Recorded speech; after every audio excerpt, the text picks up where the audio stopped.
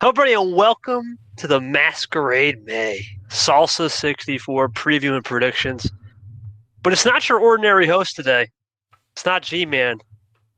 And he's also not a short guy because he's been making some big and tall contributions to the league. It's not other than Notshort, our stream producer. Short, welcome to the program, your podcast debut, my friend.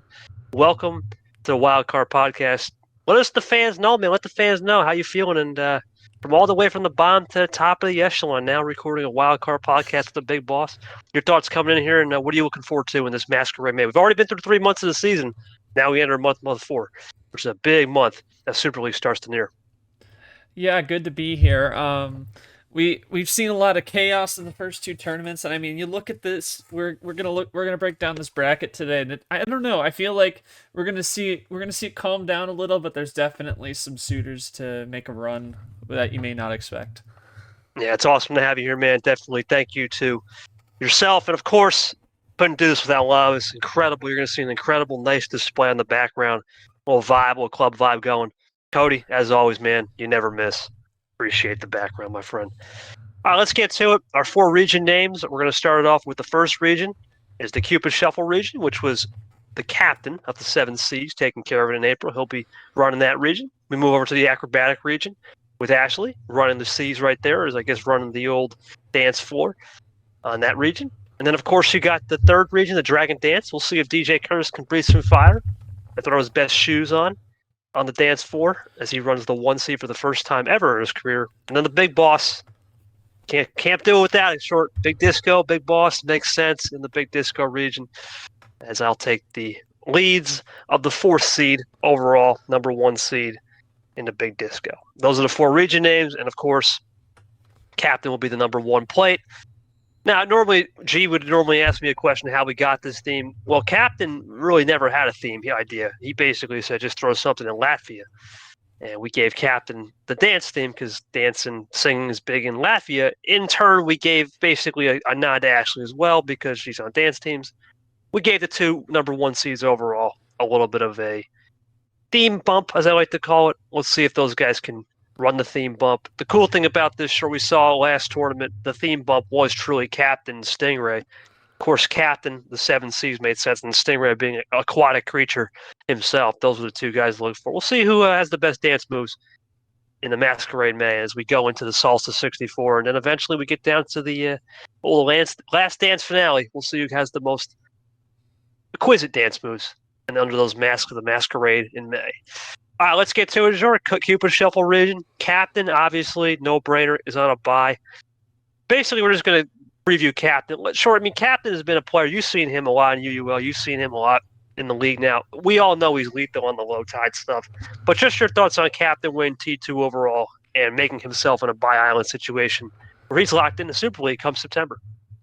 Yeah, I mean, watching how he made a 3-0 deficit evaporate with 3 straight like 5 or 6 card starts. That was something to watch, really.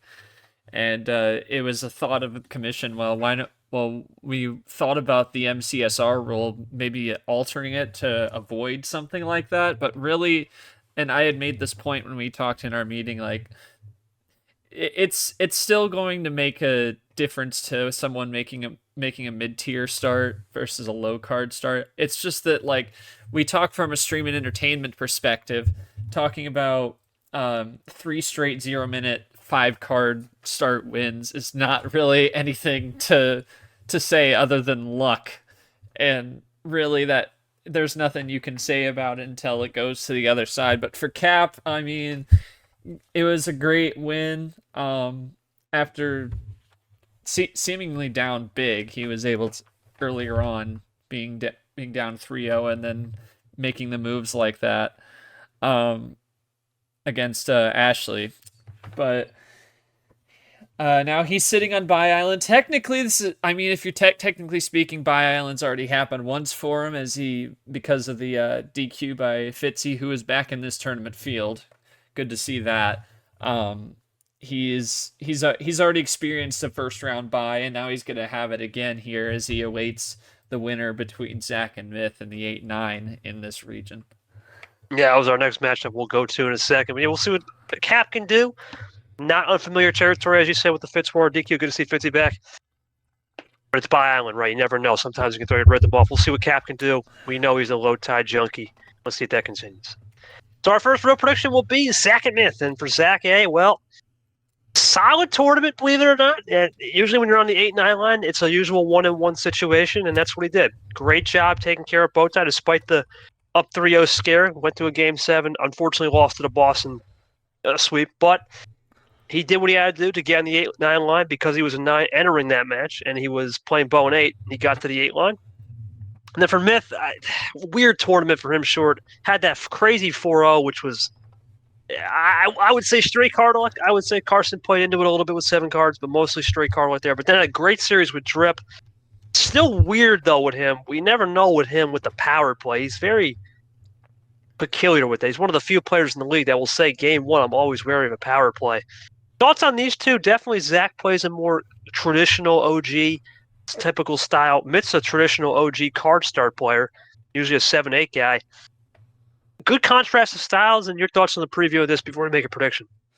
Yeah, for Myth, I mean, he runs a league off the OG start, so I mean, not surprising that he likes to take that. And yeah, he beat a class champion, regardless of whether it was luck. He beat a class champ in Carson, sophomore class champion from March, and then had a great series with Drip overall.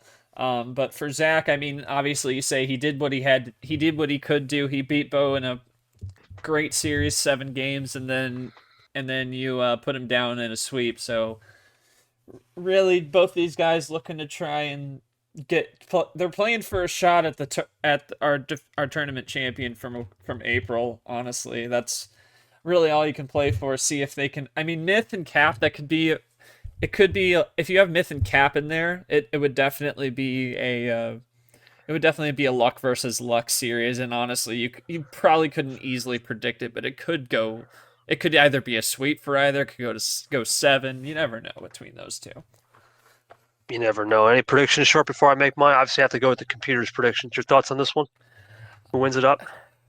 You know, it's a tough one to pick because.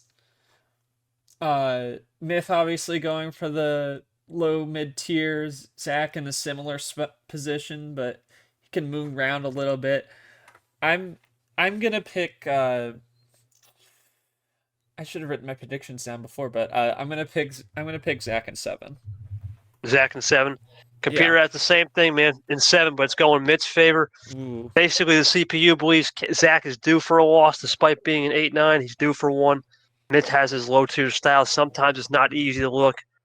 But at the end of the day, short, we always talk about playoff bout. This is kind of one of those. 1 and 2 coming in. Both are below 500 or barely above. Myth's, I believe, 9-8, and Zach 6-11. They both have basically a little chip on their shoulder. They know the champion's coming from April. It's a non-ranked game because they weren't even close to top 30, either one of them. I'm going to say Myth here, but that's only because of the CPU. Realistically, though, I think this does go 7. On paper, they're both evenly matched. I think Zach will play a little bit more mid to high tier. He'll play more classic OG with ammo control. And it's going to be all over the board in terms of ammo. He could throw it any time. I'm going to go Myth, but not by much. This one should go 7, as you would think in 8-9 classic for sure. Yeah, this is an evenly matched 8-9. I definitely think if it doesn't go 7, then there would definitely be something you want to look at the log, see what happened there. Because I mean, Myth picking a low tier, he might find some luck wins together to make it look a little more lopsided. That's why I say it could go in the form of a sweep, or it could go 7 really. But I think it'll go 7 in the favor of Zach. Will be a good game for sure. Both those guys know what they're doing. Veterans of the game, even though Myth and Zach are both veterans. It's more of a veterans of the game. They have good Uno experience. Myth runs the league. Zach's been around since the OG days. He's played Uno a lot. See how it goes. And it's also a stream game, which we'll talk to Short about stream production and producing a little bit when we get to Short's journey to get here, but it'll be a stream game. Talk about that a little later. All right, well, Short, if you don't know Zach or Myth the best, because we don't really know them like that, you've known Tapir for a while now. What a run he's had. Congratulations to Tapir. To make it to this league on basically pure pace, right? Pure raw pace. Guy out there made a Final Four. Yeah, sure he lost to Ashley, but still. to make it this far, to get the promotion, hats off to him. He's going to be a D1 player forever. Before we even get to the prediction, man, just your thoughts on Sapir making it to D1 from the bottom of the barrel in D2, and he's still going out there in D2, one last ride in Tournament 2 over there in the airways. Yeah, it's Tapir has had a run, and you granted his run to this point has just may have just been a result of some of our D1 veterans not dropping from T2, him getting the showcase spot. But that shouldn't take away from what he's done. Like, if he went out in round 2, and he'd probably be back in D2 at this point, but he made a run to the final 4, and you know, when we looked at that bracket, we thought if he could get past Marigold, which he did as a 14 seed, his road was favorable, and it really was. He was great throughout his entire run, and only did it come to the final 4 that his run would finally end. But honestly, just making a final 4, that goes a long way, and that's after winning the first ever tournament in Division 2. And now he's pretty dang close to Super League spot, if not already. And yeah, just amazing stuff for Tapir, and he's in D1 now. And I'm sure I'm in D2 myself as a player, but many of cohorts in D2 will find their way up through promotion later on in the season. Yep, we'll get that going a little bit later in the season. And maybe one of them will get to join us in the Super League. We'll find out there. But back to the game here, Tapir. Yep, number 11. This is a ranked Super League game. You're going to hear something new the rest of the season. If it's a ranked Super League game versus a top 25 Super League game, this is just a ranked Super League game for Tapir. He's number 11 ranked coming into the initial poll. And, of course, for Lane, I mean, you know, Lane had a really good tournament, even though 101, but he was a 15 seed to take care of Clay, who was a veteran in this league. Yeah, Clay was almost on the knockings of Super League, one spot away from last year, and to take care of him in 7, not no easy feat for Lane Sanders. Despite that, of course, he lost to Tago. He did get a career best 29. That's his best career finish. Obviously, Tapir had the podium finish. He beat Chomik in a third-place game. Should be interesting. Let's go to Short before I make my prediction. Short, what do you think about Tapir Lane? Obviously, Tapir, a lot of momentum. Lane coming in with that big win off of Clay. What do we got? Yeah, just a bit on Lane. Yeah, he had a great series against Clay, who really had a strong, somewhat dominant run through his T1 through the matches he won, and he took him down in a thriller. Obviously, Tago putting him down around 2, but for Lane, I don't really know. I didn't see too much of his series against Clay, but I think Tapir will keep it rolling. I think he'll take down Lane in 6, but I think if Lane can give Clay a real fit like that, I think he can easily give Tapir one who's going into his first full-fledged D1 tournament, even though its last tournament was for him, but now he's full-fledged D1, and I think Lane will find a way to win a couple, but Tapir's got it in 6. Yeah, lack of composure will be something to watch. You know, Lane has no composure usually in a VC or a watch party chat. And Tapir loves to talk too. I mean, I think talking necessarily doesn't mean you don't have composure. I mean, I think if you can do the table talk and keep it calm, I think it's a fun way to play the game. Oh yeah, no, for sure. But Lane has no filter. You'll see him. No, He's got no filter, man. This isn't even table talk. He'll just say it out loud. Yeah. He'll basically speak his mind. Tapir does have a table. I know you're talking about. He's got that more structured, polished talk. Lane don't care. He got no filter. Because of that, computer says 4-1. Tapir, yeah, I agree. This is all Tapir. This is a Super League ranked game for him. This is the first time in the rankings. He's going to have a chip on his shoulder. He knows what's coming, right? Potentially that Sweet 16. You look ahead. Cap could be lurking, which would be something to watch. But regardless, I think Tapir's ready. He's made his step. You gotta have a story like that. You gotta root for that. Tapir gets the job done here 4-1. Couldn't agree more. Even though I think you had Tapir 4-2. No worries there. This next one, Short, I'm telling you right now, this next one could be a sneaky game. It's an unranked match, but it's Vapor Leah. And for Vapor, obviously we know him. Great tournament. Obviously had a big win against Payne, but then lost to Cody. But, you know, Cody is Cody, one of the most polished players in the league. He learned a lot, definitely learned on how to win those 10-plus starts, which is something that's really his problem. He's really good at those low-card starts, but Cody had his number there, whereas it seemed like Vapor had his number on the high stuff, which was interesting. And then for Leah, interesting player, had 2 tough losses to Yepes. And of course, a top 4 player in his league in DJ, which is always a good loss. But at this point, short, Leah's got to do. It's time to get the wins. Your 2 good losses are out of the way. And now it's time to get a win. I think Leah needs this one more extreme game. I'm going to make a prediction. I'll go first on this. I think Vapor wins this one 4-2. I think Vapor's got a lot more reps with practice and practice cup that he likes to put in the work and over the weeks and the couple off days he had between tournaments. And I think Leah's ready to make the step, but unfortunately for Leah, it's going to be another 2-4 situation. Vapor gets done under the lights some point next week. I'm going to go Vapor 4-2. Too much processing from him. Leah's just a step behind, but not by much. What do you say, Short?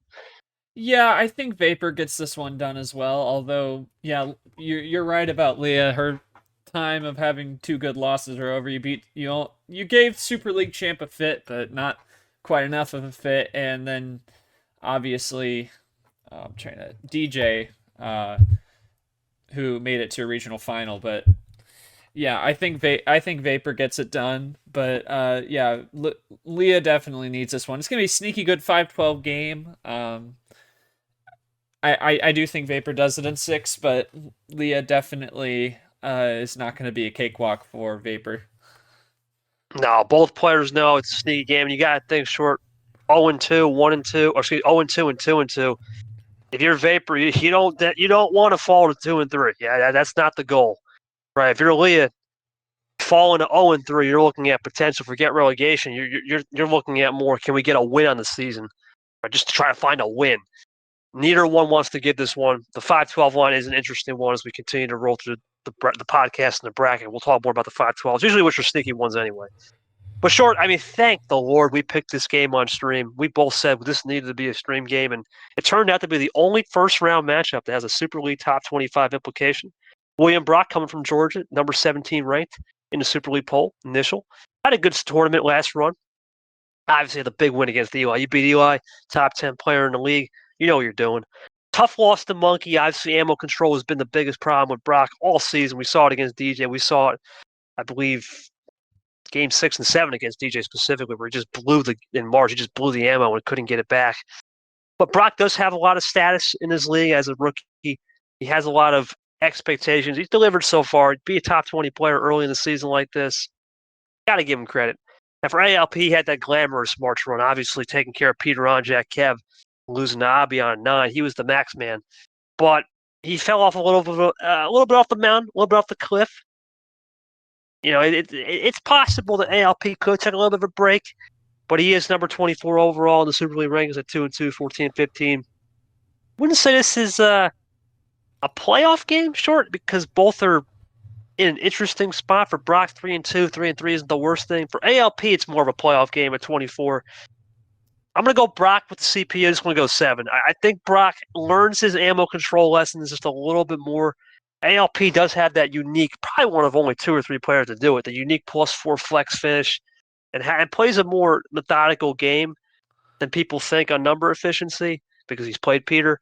Likes to do some algo hacking, but he's not one of those guys that consistently does 5. But once in a while, if he doesn't feel like the momentum's on his way, he'll go 5 or 6. Once in a while, throws a blue moon 5 or 6. I think Brock is one of those guys that likes lower card starts, and for that reason, I got Brock. It's even from the CPU.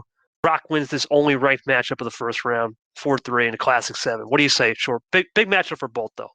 Yeah, I think for Brock, his April run was pretty good, pretty dominant until he was outed. I mean, taking down Kev so fast, like I had a double stream game that night, and between the 2 stream games, he was sandwiched between the 2, and he was able to get that series done in like the half-hour window we had with Kev in a 10/7, and then obviously knocking down Eli, and then Monkey putting him away. But for Brock, yeah, definitely not as much of a must-win for ALP. So definitely ALP's not to be slept on in this one. Had his great March run, fell down the mountain like you said. But yeah, he's definitely going to be looking for this win. Tago was tough loss for him. And I don't know. I feel like Brock's in a really good position, and I feel like ALP is going to want to grab this win a lot more. So I'm going to take ALP in 7 here. LP Sam, we're both going steady. Yeah, this is evenly matched. There's sometimes short when you get in these first. This is new, even new to the league, right? We didn't really have ranked games last year. It's a new concept we're trying out because we have an actual top 25 revealing. You never know what it's going to be like. It's a stream game, top 25, a little bit extra pressure. No, this is the only one. Let's see who handles the pressure the best, right? It's a good test early in the season. We'll see if Brock or ALP can put on a show like they've done in the past. Now, this next matchup, this has to be the badass. Brazilian badass, Julio Cesar, coming in at the number 15th ranked player in the league. The Master. Obviously, a really, really hard-fought series against Stingray. None of his doing. You can't control an internet issue, right? He tried his best. He almost pulled it off, but he lost 5-4. But at the end of the day for Caesar, coming in at number 15, he's had an interesting resume. Good top 10 finish from the April Aquatic, and he knows how to play this game really well. He's a master in terms of just understanding the concept. Really not going to give you a +2 or a +4, or +2 or reverse or skip wide open. Knows when to use the +4 as well. Solid ammo control, and loves his self dittos and number. If we saw it against H, that big one he had there, incredible match. That was a classic. And then, of course, for Sam England, I didn't see much of the England game against Yoshi, but from what I understand, just a lot of careless mistakes, carefree mistakes, ultimately just cost them. I'm sorry, but carefree mistakes against Julio Cesar is a recipe for disaster. I think this is our first one. I'm going to say this is all Cesar right here, 4-1. I think England will get one win, but Cesar, regardless if he's got internet or not, he doesn't make mistakes much on a first-round game. He's very similar to Ard. I think this is all Cesar short. Too much Julio Cesar. England will have a hard lesson to learn coming at 1-2, and I believe England will go to 1-3 and be put in a desperate spot come T4. Thoughts on this one?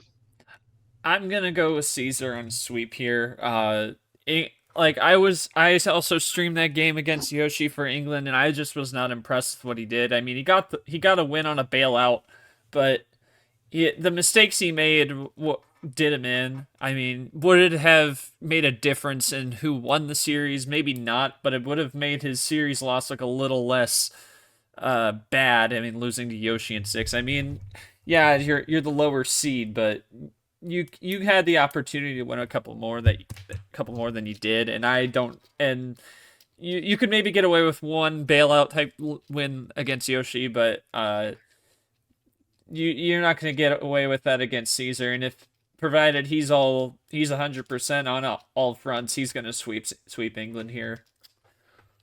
Yeah, it's Caesar. Like I said, very similar to how he plays round one like Ard. Very, very, very, very precise. Usually good timing, and he loves carefree players. People that make careless mistakes, carefree. This is a recipe for Caesar to get on and move to the second round, which will be Arteno 32. Now, switching gears, short, an interesting concept game. We got Bad Brad. That's right, Bad Brad back in the building. Tough loss to M, obviously, in 7, but was the best player as the best of the rest that did not make the second round, 33rd. 17-16 on the year, 3-2. Obviously coming in strong at number 12 ranked Super League player initially. You look at Brad's game, it's evolved a lot. Believe it or not, when he played in March, obviously he lost to me, but he was beating Carson using very precise plays, really skilled ammo control. He had it against M, but then a 5-card start and some composure really cost him at the end. I think Bad Brad will be someone to watch this tournament, especially with the region he's got and the pot he's in. Could be something to look over. Now for Ellison, really interesting match with Brian. It was a classic 6-game match, but we know Ellison is known for not liking Draw City, wants to get out of there as fast as possible. And I don't know if that's a good recipe because you saw against Tapir. Tapir loves Draw City, and he got hosed 4-0. Did get a 30th place, got away with a little bit of murder. But this is just screaming Bad Brad all day. I think Brad gets it in 6. I think Brad will have a little bit of time figuring out Ellison. He might take a game or two. But this is Bad Brad who likes Draw City more. He's not afraid to rush to finish. He uses more precise tactics. I think he's got more experience. Ellison will put him a fight, but I think this is all Bad Brad here in 6. Give me Bad Brad moving on to Tango 32. What we got, Short? Yeah, I'm with you on Brad. I think it also goes 6. Not to be boring and agree with the CPU, but yeah, I think you talk about wanting to get out of Draw City real fast. That can really come back to burn you, leaving doors open. It's just not a good recipe. and I think Brad's gonna see right through it and take it to the second round. Yeah, Brad takes the old paint. He'll get the job done on the old floor for sure. So for Bad Brad, moving on to the Tango 32. Should be a fun one for him. We always know he's a character. We'll see what the bad man can do. They call Bad Brad. Now, the last matchup, boy, oh boy, what a oh man, what a matchup this is. We got JT coming in at all time. This is an all-time highest position for JT ever. Number 6 in the league. If you would have said JT is the number 6 player in this league, I would have called you crazy. But that's the position we have. JT, how many cards is the number 6 best player in the league? Tough loss to Stingray, but at the end of the day, had a credible March run, only losing to Ashley. Had a great wins against Sanford. I mean, he beat Yepez. Art, big names in March has carried him to the number 6 spot on the rankings initially. JT looking to start it off strong again here in T3. And for Clint, oh man, look, Clint, nowhere to be found against Cody. I mean, we talk about when's Clint going to be on vacation more than when's he going to play sometime. That's usually when it gets hot. I don't got much to say here, sure. I think JT, whether he plays these certain strats or not, this is all JT all day. Top 6 player, a lot of momentum. Clint is just hoping to get a win. He does in the form of 1, but it's JT in a gentleman's sweep 4-1. I just can't see Clint mustering enough here to put himself in a more comfortable spot. I think JT's going to have his number. What do you say? This should be an interesting one, though, for sure. Yeah, JT, honestly, yeah, he's gonna go in 5, but I'm gonna say this: whoever comes out of Brad and Ellison is going to beat the winner of this one, because I am not sold on either of them. Like, yeah, JT is ranked highly. I can respect what he's done in his run. And in March, he looked like he grew, like he improved on his game every round, and then he blew that 4-0 lead, and then he had his 100th start, and then lost every game after he won that game. I am just not sold on him. Obviously, Clint is Clint. I'm not sold on him at all. And honestly, whoever comes out of Brad Ellison on the other side of that pod is going to beat JT, honestly. Yeah, I think JT is going to have to make a statement short. Going 1-1, is that enough? Yeah, it's enough for now, but you keep starting to go 1-1 the rest of the way, especially with T5 being unknown with JT with some personal things. It starts to get hairy, right? He knows he needs to get back to his Sweet 16. You got to look, Bad Brad, especially if it's Brad. Ellison, we don't know, but if it's Bad Brad, that could be someone to watch, and that's what I'm saying. He could be in a good position here to make a deep run like he did in March. But that's it for the Cupid Shuffle region. Got some interesting picks. Mainly just the only couple differences were Myth, really. That was the big one.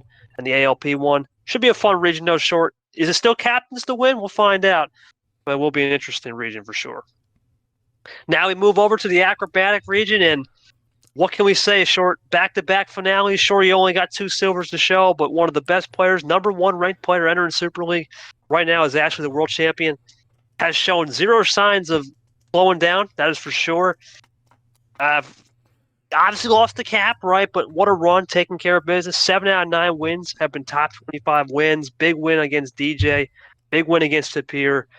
It seems like a big game hunter. Ard had the Ard win, which is a top 15. Big game hunter Ashley is still continuing off the Bye Island. Oh, man. Eric Monaco, I mean, he wasn't even a factor at all. Wasn't even there. Didn't show up.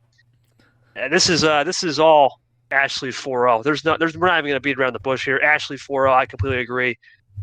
Has at least 200 tricks in the bag. I don't even know if Eric's got 5 in the bag, let alone 2. Give me Ashley 4-0. This is a no-brainer for me. Short. I'm locking this one in. Ashley 4-0, easy. 100%. Disappointing that Monaco couldn't play last tournament against Sanford. He might be upset about that still.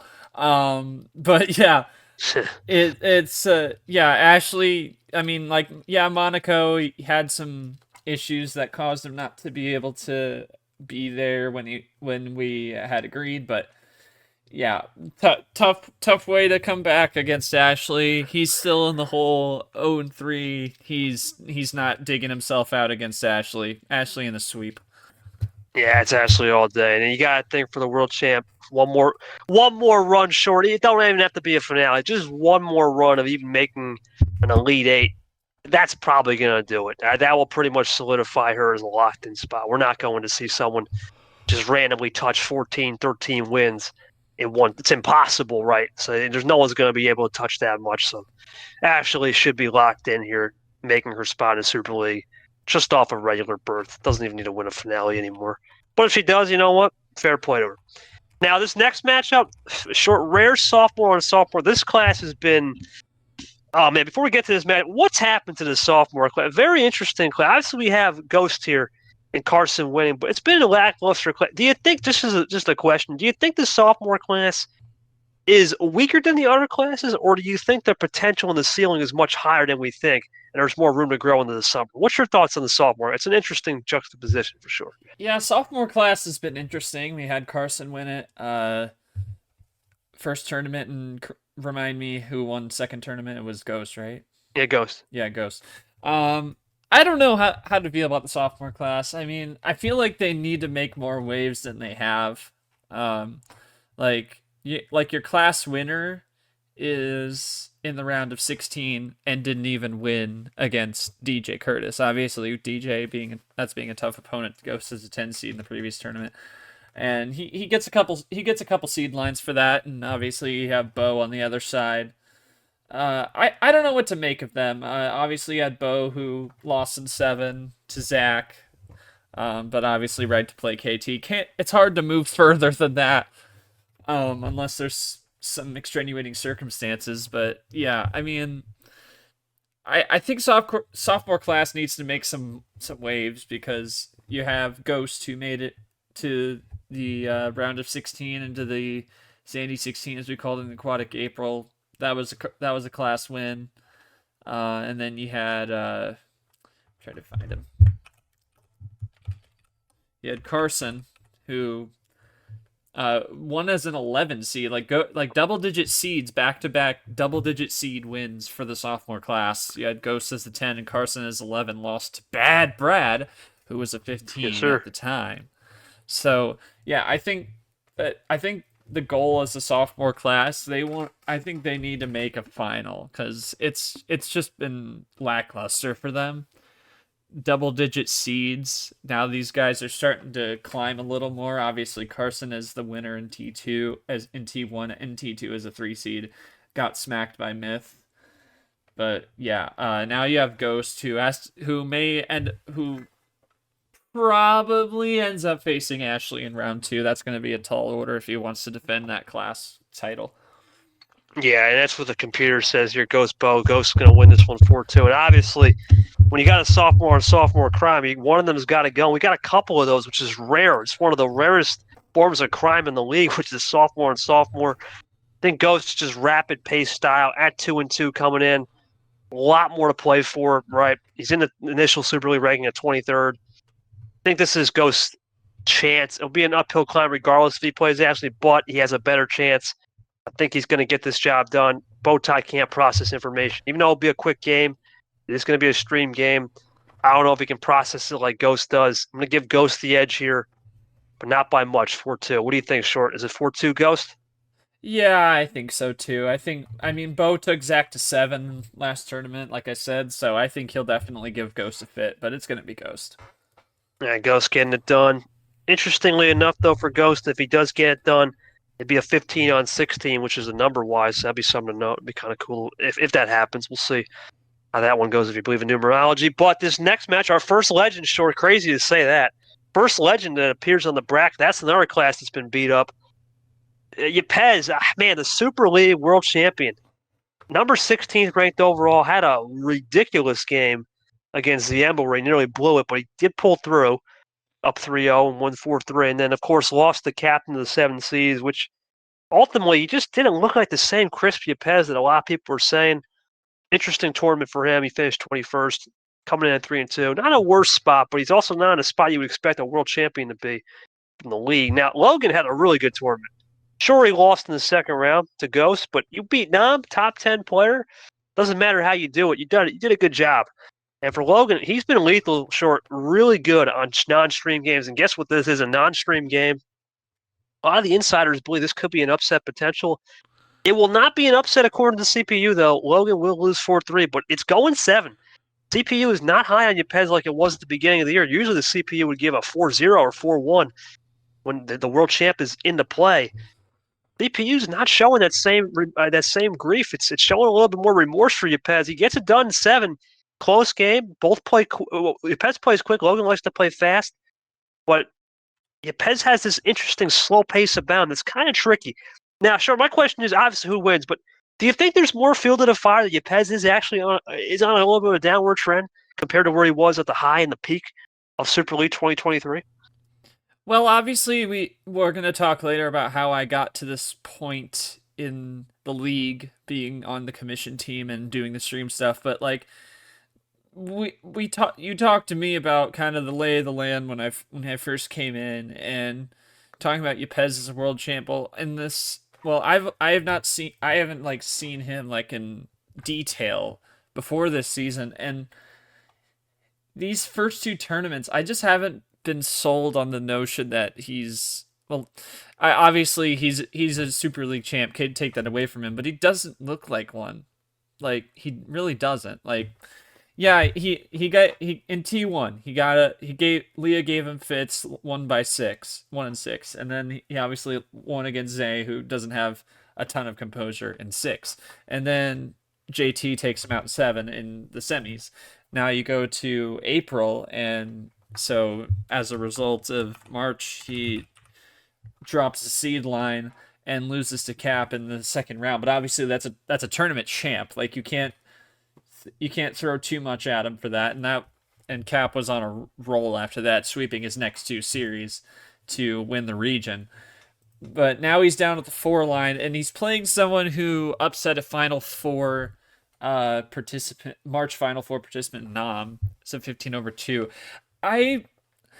Yepes just doesn't look like the same Yepes that I've been told he was from 2023. Like, he just doesn't look like a Super League champ. Now, obviously, he can turn it around with a run here.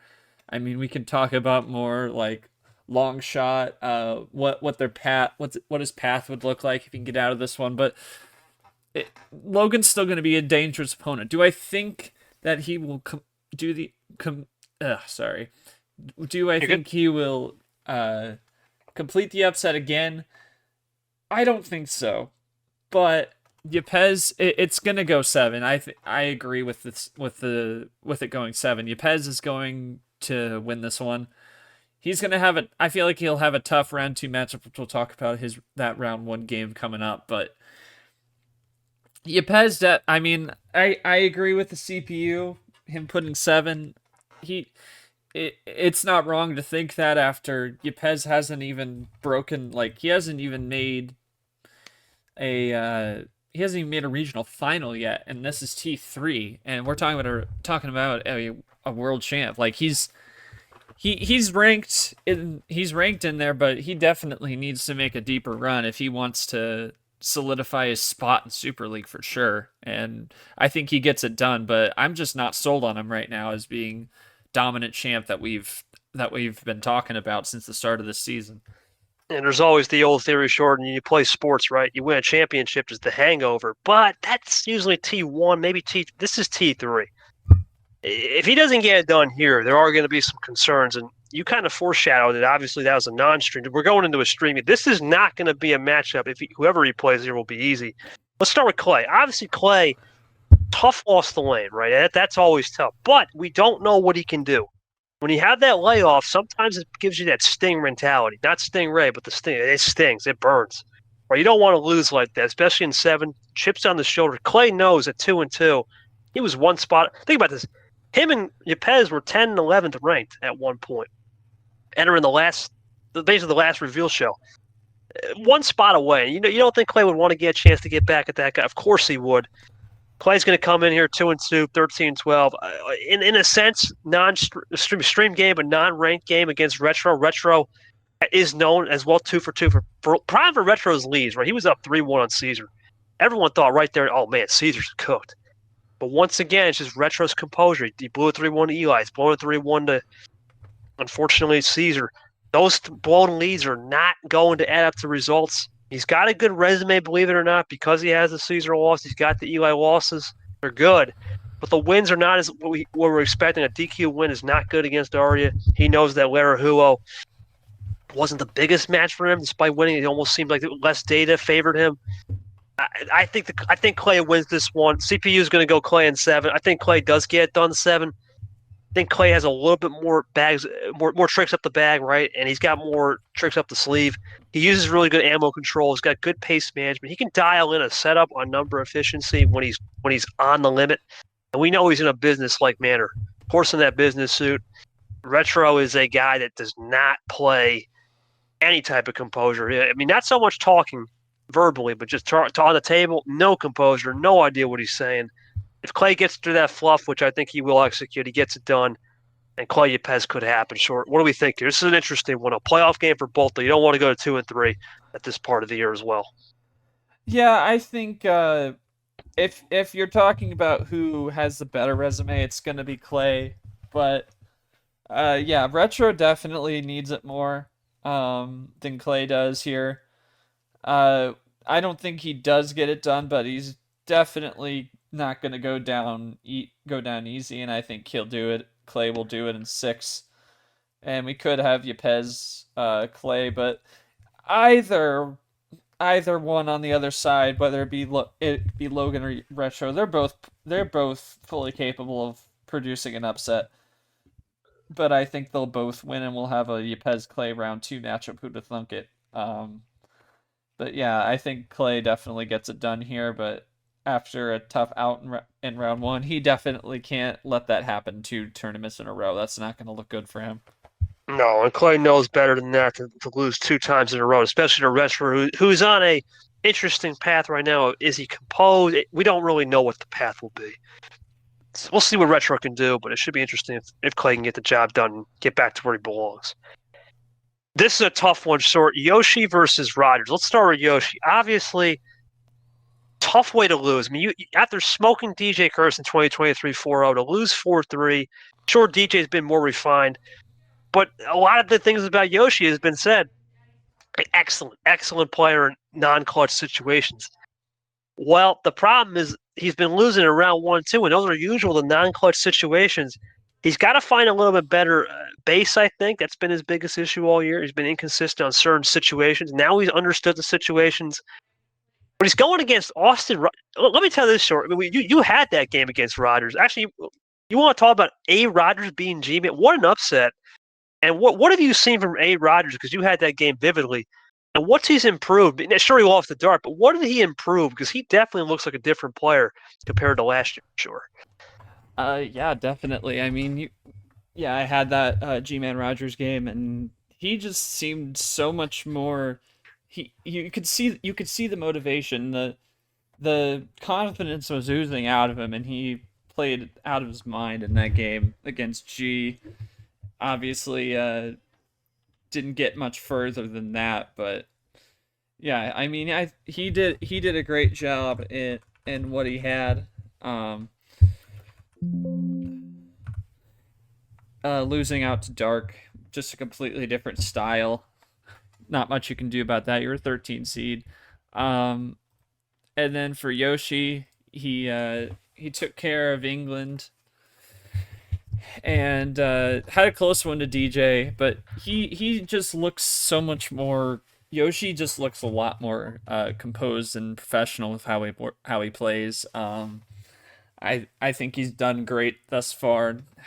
Definitely would like to find a good win here in this tournament, and whether obviously after losing Abion as a 4 seed in March, but obviously Abion making an Elite 8, so it's not as bad a loss. But the Yoshi really needs a good win, and I think Rogers has found his good win, at least in some respects. Obviously, with G going 0-2, not wanting to go 0-3, which we'll talk about when we get to his region. But yeah, I think Yoshi gets it done. And he really needs this win. And if he ends up going against Eli, which he's against Aiden Smith, we'll talk about in a minute, that'll be a big resume builder for him. And I definitely think if he wants a shot at Super League, he's gonna want to get to that game right there.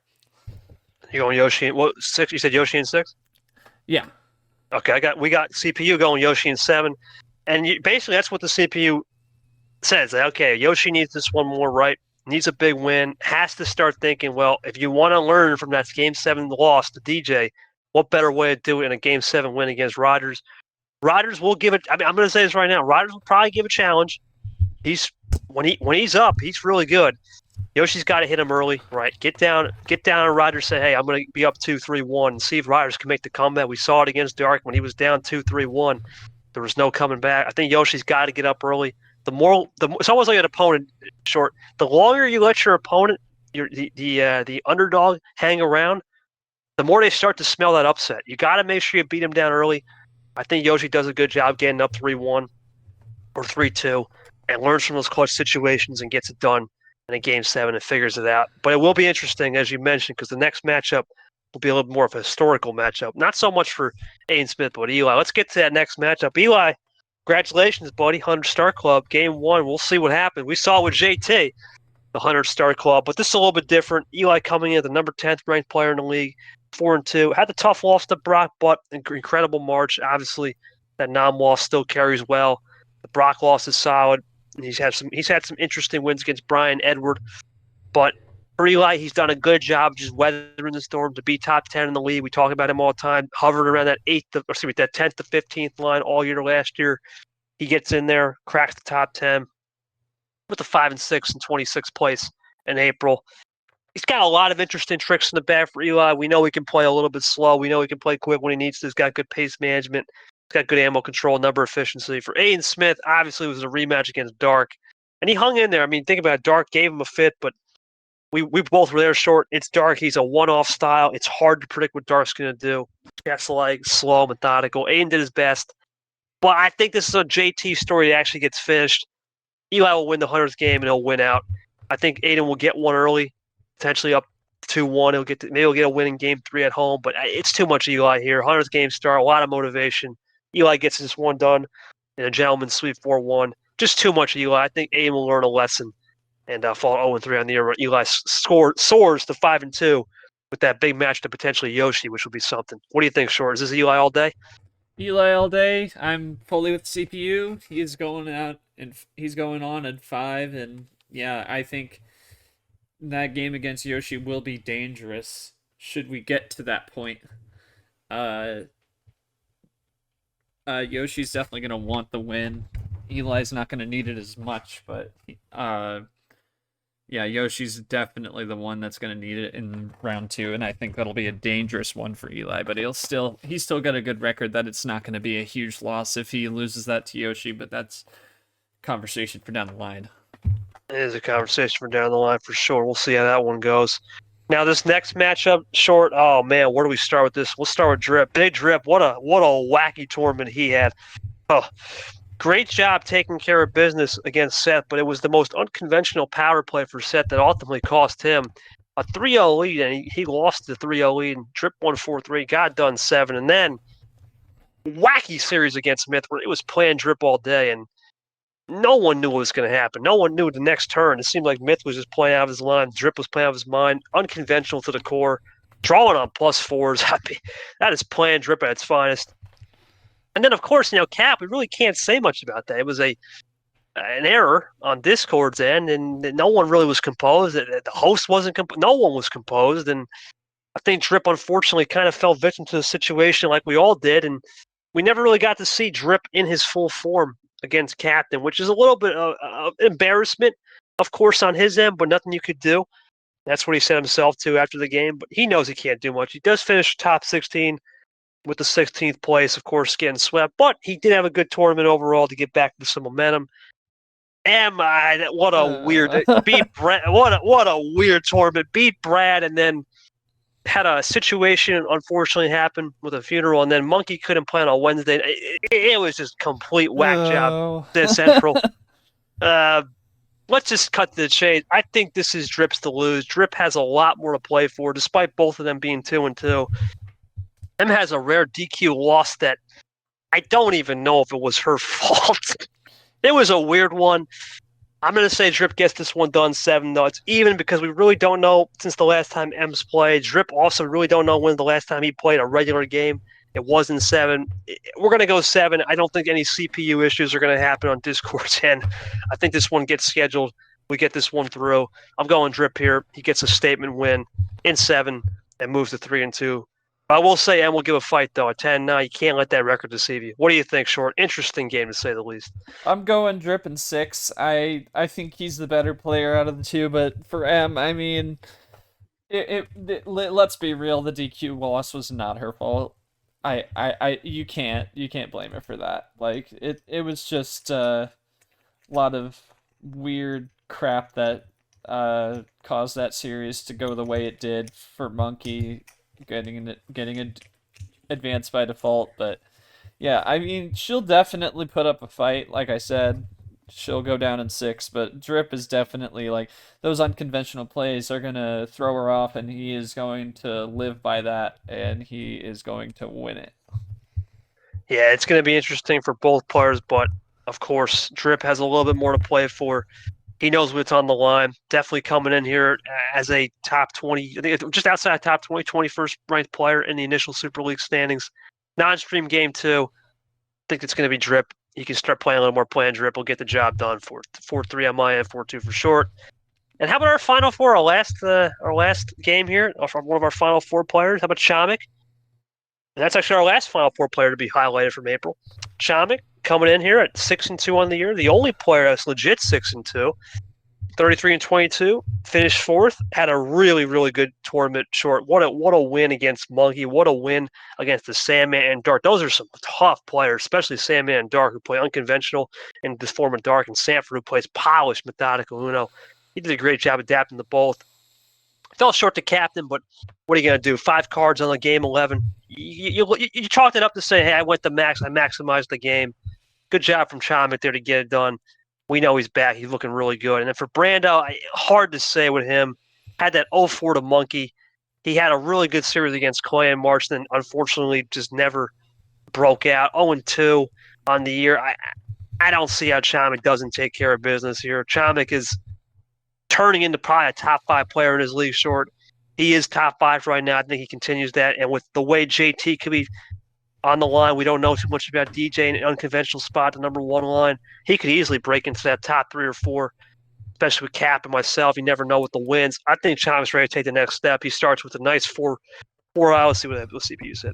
4-1. I agree. I think it's a 4-1. Brando will get one early, maybe like a game 3, but I think Chomik's just too much. He'll wake up and he'll get the coffee right and get the job done. Give me Chomik all day to wrap out the acrobatic region. What do you got, Short? I got Chomik in a sweep. Now I will say this, despite that, Chomik is in the same place that Nam was at making a Final Four, now on the 2 line. Not nearly as dangerous a 15 seed in Brando as Logan was for Nam and T2, but still, Chomik gets it done, and he's gonna sweep.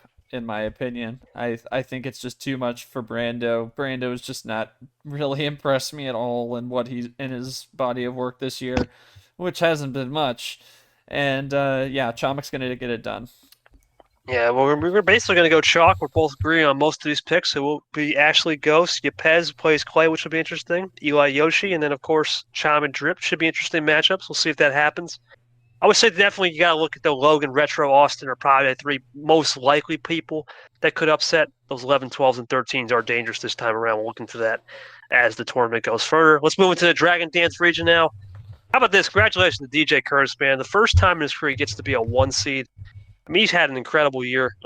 At some point last year, he was out to lunch.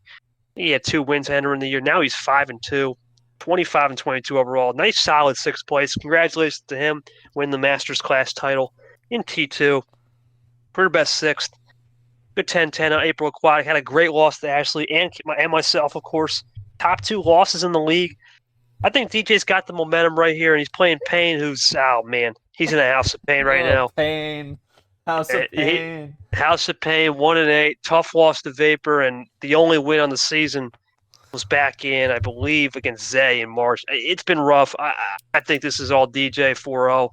I can see Payne maybe breaking out and getting a game in game 2 or 3 if he plays a little bit more with fire, but I'm not seeing it. I think this is DJ. First time in the moment. He handles it well as a number 1 seed, gets the job done, and another one moves on to Tango 32 easily. What does that say to you, Short? That's about right?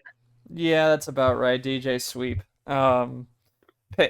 I need like a Jim Cramer soundboard to say House of Pain. But yeah, pain is just pain is pain. That honestly works perfectly. I feel like I don't have to say anything else. Pain is pain. He's in pain. He's just really hasn't done much to show me that he can get a win like this, unless DJ goes out to lunch again, which I don't think will happen. So I think DJ's going to go in a sweep. DJ, another one. Curtis moving on to Tango 32 in convincing fashion. Now we move from more of a non-interesting game to a really interesting game. Abian Gold. Abian comes in as the 19th ranked player. Yet Gold comes in as the defending champion of this tournament 1 year ago, where he made a name for himself. Let's start with Abian. Tough loss to H. We all knew H getting swept and hosed by Ashley was not the true H, and unfortunately for Abian, he felt the brunt of the H power. It was all Abian. It was all H all day, and now when Abian can only rely on his March run, which he had a great March run, taking care of business, of course, with some big names on Nick, taking care of ALP. Obviously, you lost to Ashley, but big run, of course, and Yoshi B as well. Big run in March carries him to the 19th ranked Super League spot. Fair goal, man. I mean, look, before we even get to the prediction short, this has been the number 2 ranked player. Think about it, this is the runner-up from Super League last year. What's been Gold's biggest issue this year? Is it style outdated? Is it just not being focused on the game, taking it lightly? What do you think's the biggest issue for Gold? This is a guy that won T3 last year in one of the most convincing fashions we've ever seen, beating top 5 players in the league every single time until he got to the end where he had to play Sanford, which at the time I believe was a 6th seed.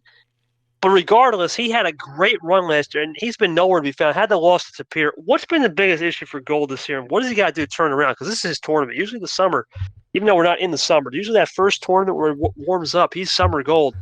Where do you think he needs to get back to get back to that winning way?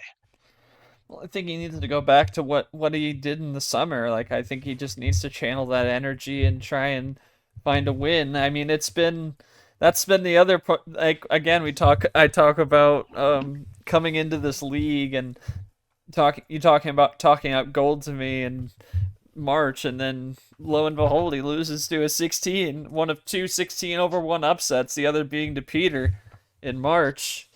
Peter, who won that tournament. Gold, he's got to break out here, and I feel like this is going to be his spot to break out. Abian's already got an Elite 8 run, and Abian didn't. I mean, he got hosed in T2, but I think this is Gold's to win, and I think he's going to do it in 6. CPU's got Abian 7, and basically CPU is going to rely on Abian turning around from T1 to 3. Not buying Gold here, that would be interesting. Gold being a weird spot if he loses at 0-3. At that point, yeah, it would actually start turning into relegation combo, but I'm going to go with Abian here, but I think you're deep down, sure, I think you might be onto something. This is the tournament he won. We saw what happened to Peter and Marty. He couldn't defend it at all. And that was from Illinois. This is from an Illinois player, too. I think Gold should be able to turn it around here. I'm going to go Abian, but deep down, I think Gold could be someone to watch here. You cannot sleep on a sleeping giant. That is very Gold. But Abian will get the win here. Now, this next one is a absolute fan favorite short. This next guy, absolute fan. Heat check Ard. Oh, Mr. man. Heat check. Heat check time. Heat check time had a really good tournament despite the loss to Ashley in April. Take care of Peter Onjak. You know, that's a big win. That was a legend on legend battle. Very rare, if ever, to see in the second round. Big win for him there. Of course, he had the win against Jeff. Solid tournament in March. Sure, at the JT lost, but they're 2 solid losses, right? Had an Allen win in there, I believe, as well. Yep. Solid loss. First round sweep. Solid typical round 1 Ard. He's really solid and knows what to do. Coming into a game as the number 14th ranked player in the league, which that's usually where he was about last year, 14, 15. That's where we would see him. Now playing Acosta, I'll be honest with you, Short. I'm not sure where Acosta's head was at against, was it Stingray? No idea what he was doing. He even said himself he was playing way too lackadaisical. I feel like this is going to be the same song second verse with Caesar England. You cannot play lackadaisical against Sean Ard in round. This is Ard round 1, one of the best in round 1. Give me Ard in a gentleman's sweep 4-1. He'll get one game Acosta, maybe like a game 4. Maybe when he's up 3-0, does tend to have some troubles in game 4s when he's up 3-0. But this is too much heat check art. I think Acosta's going to unfortunately pay the price here, despite a solid win against Fitzwater in March and a loss to me. That's Stingray Law. I don't know if he learns from that enough. Stingray is a very fast player. Acosta's more methodical. Give me heat check art 4-1. What says you? Yeah, Acosta, I mean, there are some players that'll play lackadaisical and they don't really admit to it or they don't realize what they're doing and just keep going as if nothing's wrong and keep losing. Well, Acosta being aware of that is a big step for players that play the way he has. And I definitely think that'll translate to a couple game wins, but it's not going to get him much further than losing to Ard in 5. I'm going to agree with the CPU here. He's going to lose in 5, but he definitely, I think he'll show some improvement if he's self-aware of the fact that he's playing lackadaisical and his composure is way off. Then I think that's a good sign, because some people will just keep going the way they're going, and the relegation will find them. Let's be perfectly honest. We'll see. Acosta does have that one crucial win to Fitzwater. Let's see. He needs more, but we'll see if that carries him at the end of the season. How important that win was come T5 in September. Sure, this is an interesting game. This next one, man, oh man, what a weird game this is. For Christian Tago, great series against Tapir. It was down 4-0, got 3 in a row. Sure, he lost, but the ALP wins a top 25, a good top 15 loss in Tapir. March, unfortunately for him, was just straight up Chomik, was just Chomik beast mode. Couldn't do much there. Comes in as the 22nd ranked player in the league. Not bad, 2-2. But he's playing probably the most dangerous 0-win guy in the field. Matt Johnson is, okay, sure, he's 0-2. This is the second time in a row he's taken someone 7. And he took JT 7 and was one more crucial +4s away from winning that one. And, if he had the Game 7 magic that he did against JT, probably would have beat Peter. He's a dangerous 0-2. This could be upset city here. Mac plays a very, very, very interesting style where he can get out early, and sometimes he can slack off, but he forces you into a Game 7 type player, which is rare in the league. You don't see many. He's an old school player in terms of mindset. CPU's going with the first big upset of the tournament. Matt Johnson gets his first career win against Tago in 7. And he's going to use that mindset. We're going to go to Game 7, and it's going to break my way. Risky call from the CPU short. Tago is a practice comp player, but the CPU is rolling with Pac wants Johnson to get his first career. He is due for one, though. What says you? It's an even matchup. What do you got? Yeah, I'm so torn on this one because I really like Tago. Like, I think he's done great in his first 2 tournaments, and I think he can keep the roll going, and an Ard Tago match would be really good. Like, it would be a really good match. For Pac, though, looking at all the other 5 seeds, if you put him up against any of the other 5 seeds, I would pick him in 7 or less. But I'm picking Tago in 7 here, and I think Mr. Pac watch. It's gonna be a tough spot for him to be, and Tago is a practice cup player, but so is Pac. He's tried to get in there as well. I've seen, but yeah, it's tough. It's tough for me to pick that, even though he definitely seems due for one, and he can prove me wrong out there on the table right now if he wants. But I think Tago's gonna win this one, but it's not going to be easy for him. It is going to be a grinded out kind of 7-game series, and Tago's going to get it done. And I think we're going to have an Ard Tago match, which would be pretty dang good in round 2. That would be interesting. Yeah, either way, I think Pac's going to have to look at this and say, man, if I keep going 7, something's got to break. We'll see. We'll see which mindset prevails. Do I just force into a Game 7? Does it break my way? Or does Tago just say, you know what, let's shut that down and try to end it earlier? We'll find out. That's probably one of the toughest games to pick. Forget 5-12, just to the whole first round. Sure, that's a barn burner right there. Lots got to give. Now this next one, lots got to give for one specific. That's Nam. Look, he had a rough one against Logan, but at the same time, learning the system right. Still at 4-2, 8th ranked player in the league. Sure, it wasn't the best April. Still a solid March to back it up. I think Nam is due for another breakout here. It doesn't have to be Final Four. He knows that. And I think for Nam, he's a guy that he'll learn from his mistakes against Brian And Brian, he was playing really good Uno against Ellison. Even though he lost 4-2, some of the best Uno we've seen him play. But it is Brian. We just don't know what to expect. It's a good old classic Florida Texas battle. I'm going Nam here, though, 4-2. I think Nam will have a little bit of trouble. This is almost similar to playing Ellison a little bit, ironically. A little bit of trouble early in the match, but it's too much Nam here. He'll start to figure out the rhythm. And with his fast play style, with a little bit of a slower game mixed in and more composed Uno, I think Nam learns from his mistakes from April and uses a little bit of that March energy and gets the job done as the number 8 ranked player in the league and gets a 4-2. What do you says, you, man? Is this Nam all day? Yeah, Nam, but I'm going to go with him in 5. I think against Logan, just didn't have as much intel on him and really got burned by that. But obviously he didn't make much of a statement in March. Logan just won one game against Seth, but Seth put him down pretty easily and then got swept. But yeah, I think Nam's gonna bounce back here. You can't win them all if you're Nam, and may have had that little March hangover from being one of the prominent rookies in March and as a 9 and making his way up to the 2 line. The lights may have been a bit too bright, but now they're dimmed a little bit, but definitely wants to try and get back to that big spot in the Final Four. Definitely doesn't have he would have a tough second round opponent, but who no matter who wins, in my opinion. But yeah, I think Nam gets it done against Brian in 5.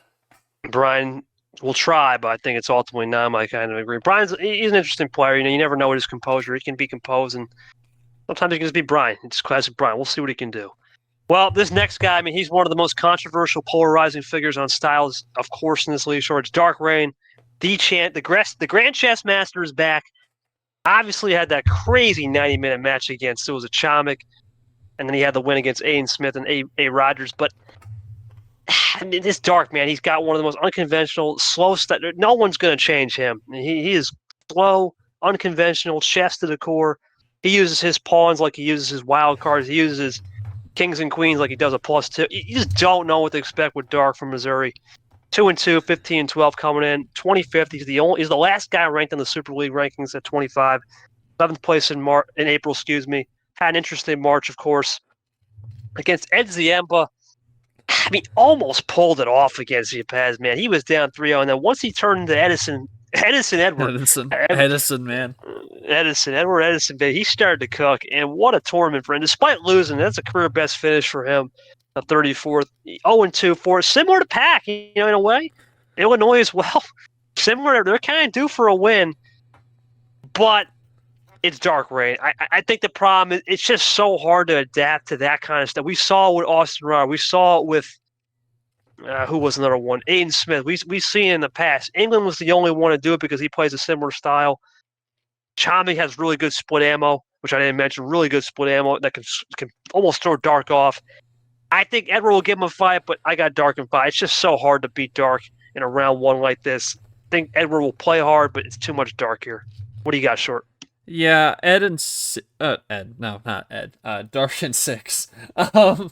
I think Ed definitely is going to give him some fits, but Dark is going to control the pace, and that is going to be the difference. No matter what you start, what card start it is, or whatever it could be, Dark is going to control the pace, and that is a big factor in any match you play against him. And I think he gets it done in 6. But Ziemba he's gonna channel some of that Edison energy, but it's not enough to beat Dark. Nah, too much Dark Reign. Mr. Grand Chess Master, the Dark Vader is back. Could it be Dark Knob? Oh man, that's a contrast. What a contrast. One of the oldest players in the league, literally, versus one of the youngest players, one of the fastest versus the slowest. That could be one of the hell of a streams. We'll find out if that happens, though. And lastly, Short, the last 2 games, we go into that 7-10, and this is probably the most interesting game. Thank God. I believe we missed this as a stream. Thank God we had this as a matchup, though. Larahu MGR, this is our first ever Canada on Canada battle. We never see that. It's sophomore on sophomore crime. For MGR, obviously, big win against Nick. Obviously, Nick was up 2-0. We'll talk about Nick and his 2-0 blunders lately. but had a good 2-0 win. I think you were the one streaming it after dark. Yes. He did a good job with the ammo control. Power play is a little bit of an issue, but was up 2-1 against Ashley. Ultimately, had a little bit too much lack of ammo control, ironically, against her towards the later part of the series and lost it.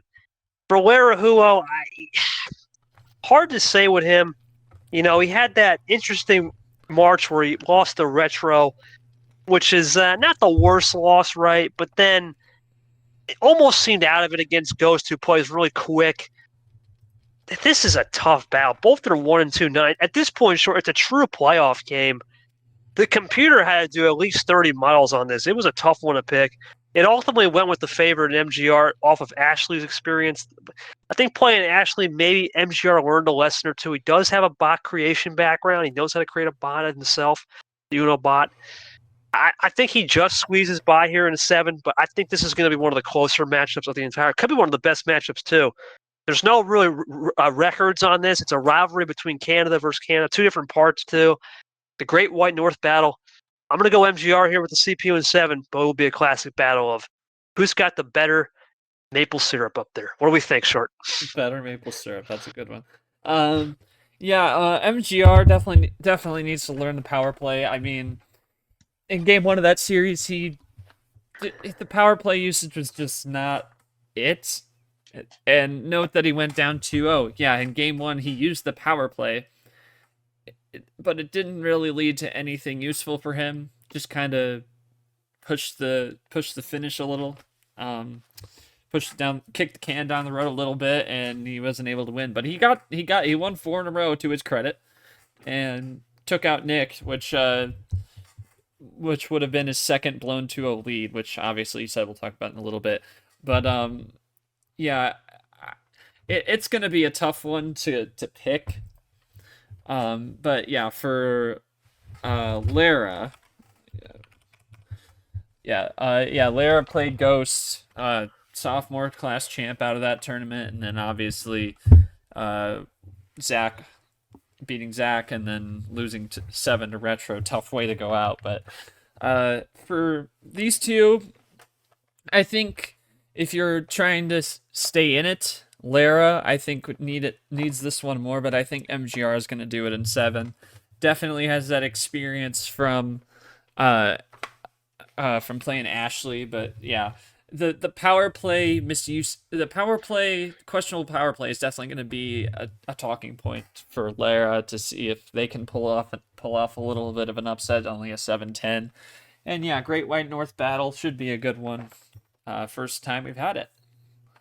Yeah, it'll be interesting. First time for everything, and sometimes when it's the first time for everything, you just don't know what to expect. That's going to be one of those situations. In this last battle, oh man, well, oh dear, I fear this one could be KT Radin Part 2. Lamas, what a tournament for sure. What a great job. Takes care of the Great White and KT. I always gave him that fair respect. Sure, he lost to Captain 5-0, but you know what? Cap was the eventual T2 champion. He needed a win after that Brad loss in March, coming in here at the 13th ranked best player in the league. What better way to finish your 100th career game in Game 4, which is not a Game 1 situation. It's guaranteed he'll have one in Game 4 against Radin, who has looked, oh boy, and one of the worst players so far through 2 tournaments. I'm not going to beat around the bush here. Cody 4-0. This is very likely going to be a little bit of a KT 2.0 situation. I don't know if Radin's learned his lesson against myself or JT. Now he's going to play another master class player. He's only played Legends or Masters. It's the best of the best. Even him off the 16 line isn't going to be enough. Too much Lamas. He caps it off in style. 100th game, gets the job done. And we won't get the call for that game, but he will get the job done. And then his 100th career game and win in a 4-0 sweep. Will we break out the brooms here short for this one? This is Cody. Yeah, I'm breaking out the brooms. Radin, congratulations. You're on the 15 line for winning 1 game against Jesse Turner. There's nothing more I can say about that. Other than that's why you're on the 15 line. I think you're still a 16 seed. I think he could have easily been one had we not had by Island being down 1 player still. But yeah, I mean, that's really all I can say about Radin. Cody's gonna get it done, plain and simple. Yeah, that's Cody Lamas all day. And sure, really the only difference we kind of have is that Tago Mac game where who knows? That could go either way. That legit could go either way. It's the one toss-up in this region, I would think. I think another one, a kind of a close second toss-up. You never know. It could sometimes be like that as Avion Gold. But I think Tago Mac on paper could be the true toss-up because we know Mac needs a win. Gold needs a win too, but it's a little bit different because Avion is a player that had a March run where I feel like Tago and Pac, I was ready for that breakout run. Pac's looking for a win. Could be something to watch in this region. Those two are the favorite. We'll see if DJ can run it. Right? We don't know. We have no data as DJ as a one seed ever in his career. We're going to find out what DJ's metal armor plot will be. But we'll see how it goes. Now, speaking of a one seed, well, we go from one of the least experienced to one of the most experienced one seeds. It's the boss. So I can't predict. Big Boss can't predict this game. Now, there's been a lot of theories of, well, 8K, we're going to give you the hardest 16 seed. Is this the hardest 16 seed? Yes, this is. And the reason why I say this is I can't make a prediction, but we don't know what to expect from him. He's in the Fitzwater situation, right? We don't know. All I know is he's been studying tape. I'm looking forward to the challenge. He has. I've seen a couple practice games. He's looked pretty decent. You never know. Well, it should be a good battle. Sure, you can only make the prediction. Big Disco region, Big Boss. What do we got here for the boss? Big Boss in 5. Now I think Allen he did get swept out in T1. Obviously, wasn't in T2 because of being hacked. But yeah, Twice. Twice. That's a key detail. But yeah, you definitely have the toughest 16 seed, no doubt about it. I mean, like Payne and Eric both have not shown any signs of life in this league thus far. Allen just not on big enough sample size. I definitely think he'll stun you in a game, maybe 2 even. But I think you'll get it done and move on to the second round. Yeah, I think that's all we need to say about that. Should be interesting. I look forward to seeing what Allen can do. He's a player that has no data, right? We don't know. He's on a long layoff. Last time we saw him was in February. It's a 3-month layoff. Never know a 90-day layoff what it can do. I'll come into the fight, hopefully with some extra 6 years in the back pocket. Now, this next one, this is a toss-up game, sure. This was a tough one. Let's start with H. H, well, had that ridiculous game with Caesar. I mean, it was straight self-dittos, ditto crazy. It was absolute feeding frenzy. If you like dittos, that was the game for you. Had a big win. I believe it was against Abion right after that motivation against Ashley the 04. Tough loss to Caesar, but those are 2 good losses. Caesar Ashley, he's looking for some momentum coming in. Ironically, at 1-2, and guess where his opponent's at? 1-2, both 7-9. Seth Cole, but Seth had that traumatizing, absolutely heartbreaking collapse, up 3-0, power play misuse, whatever you want to say. Just absolutely could not find the 4th game win against Drip, and style was an issue potentially, but it was just more lack of composure in clutch situations for Seth. Couldn't finish the job. As crazy as this sounds short, I think Seth has more ceiling in this match. But I got to give it to H because we just don't know. Can Seth recover from that 3-0, the 4-3 blown? We just don't know. I'm going to go H here. We're going to get a rematch of HKT, according to you. And I think that's what fans want too. So we'll go HKT potentially. 4-3, I'm going to go H. He finds a way in Game 7 to clutch one out. What do you think? Yeah, Seth is going to need this one a lot after what he's done. I mean, he's had some good wins, and you had in T1 that he was put down pretty easily by Clay, but still a good round 1 win, pretty dominant in March. And then obviously the 3-0 you're talking about. But for H, I mean, beating Abion, that was one of the quickest non-streams we've had in this division. And obviously crazy series against Caesar. I do think it's going to be close, and I want to go H, but I'm kind of swaying towards Seth a little bit in 7. That's where I'm going to go with this one. I think it's going to be down to the last card, man. It is going to be a close series, and I think Seth is going to take it. Never know. It could be down to the last power play. You never know. Yeah. This power plays add a different element. That's a good classic 8-9 toss-up, similar to Myth and Zach. It could be a toss-up. Could go either way. Definitely old school rivalry, right? California, New York, big state battles. big personalities. We'll see who gets the job done for sure. Yeah, we got Speaking some of good big, toss-ups for sure. Like we have quite a few good toss-ups across the board here. We'll talk about that later. this region for sure has got a couple. This one, you wouldn't think this is a toss-up, but you never know because it's a rivalry between Nevada and California. We've seen this one before. Let's start with the biggest personality in this region, I would say, other than, let's say, maybe myself. Stingray, I mean, what a personality, man, he is. This guy is absolutely the plant Sting, right? He's a Stingray for a reason. He goes out there and he'll play it. He'll do a self-call out and don't care. Man will draw back to 42 cards, and he don't give a you-know-what. That's plant Sting. Great run, though, all joking aside. To beat JT and Caesar, which, of course, the Caesar one was a little bit interesting. But to beat JT, a guy that just made a Final Four like that, in convincing fashion after his 100th game special, big win for Sting. Sure, he lost to Pierre at the end of the road there, at the end of the light. But it is Stingray. He's back in the building. He's back in the business, as I like to call it.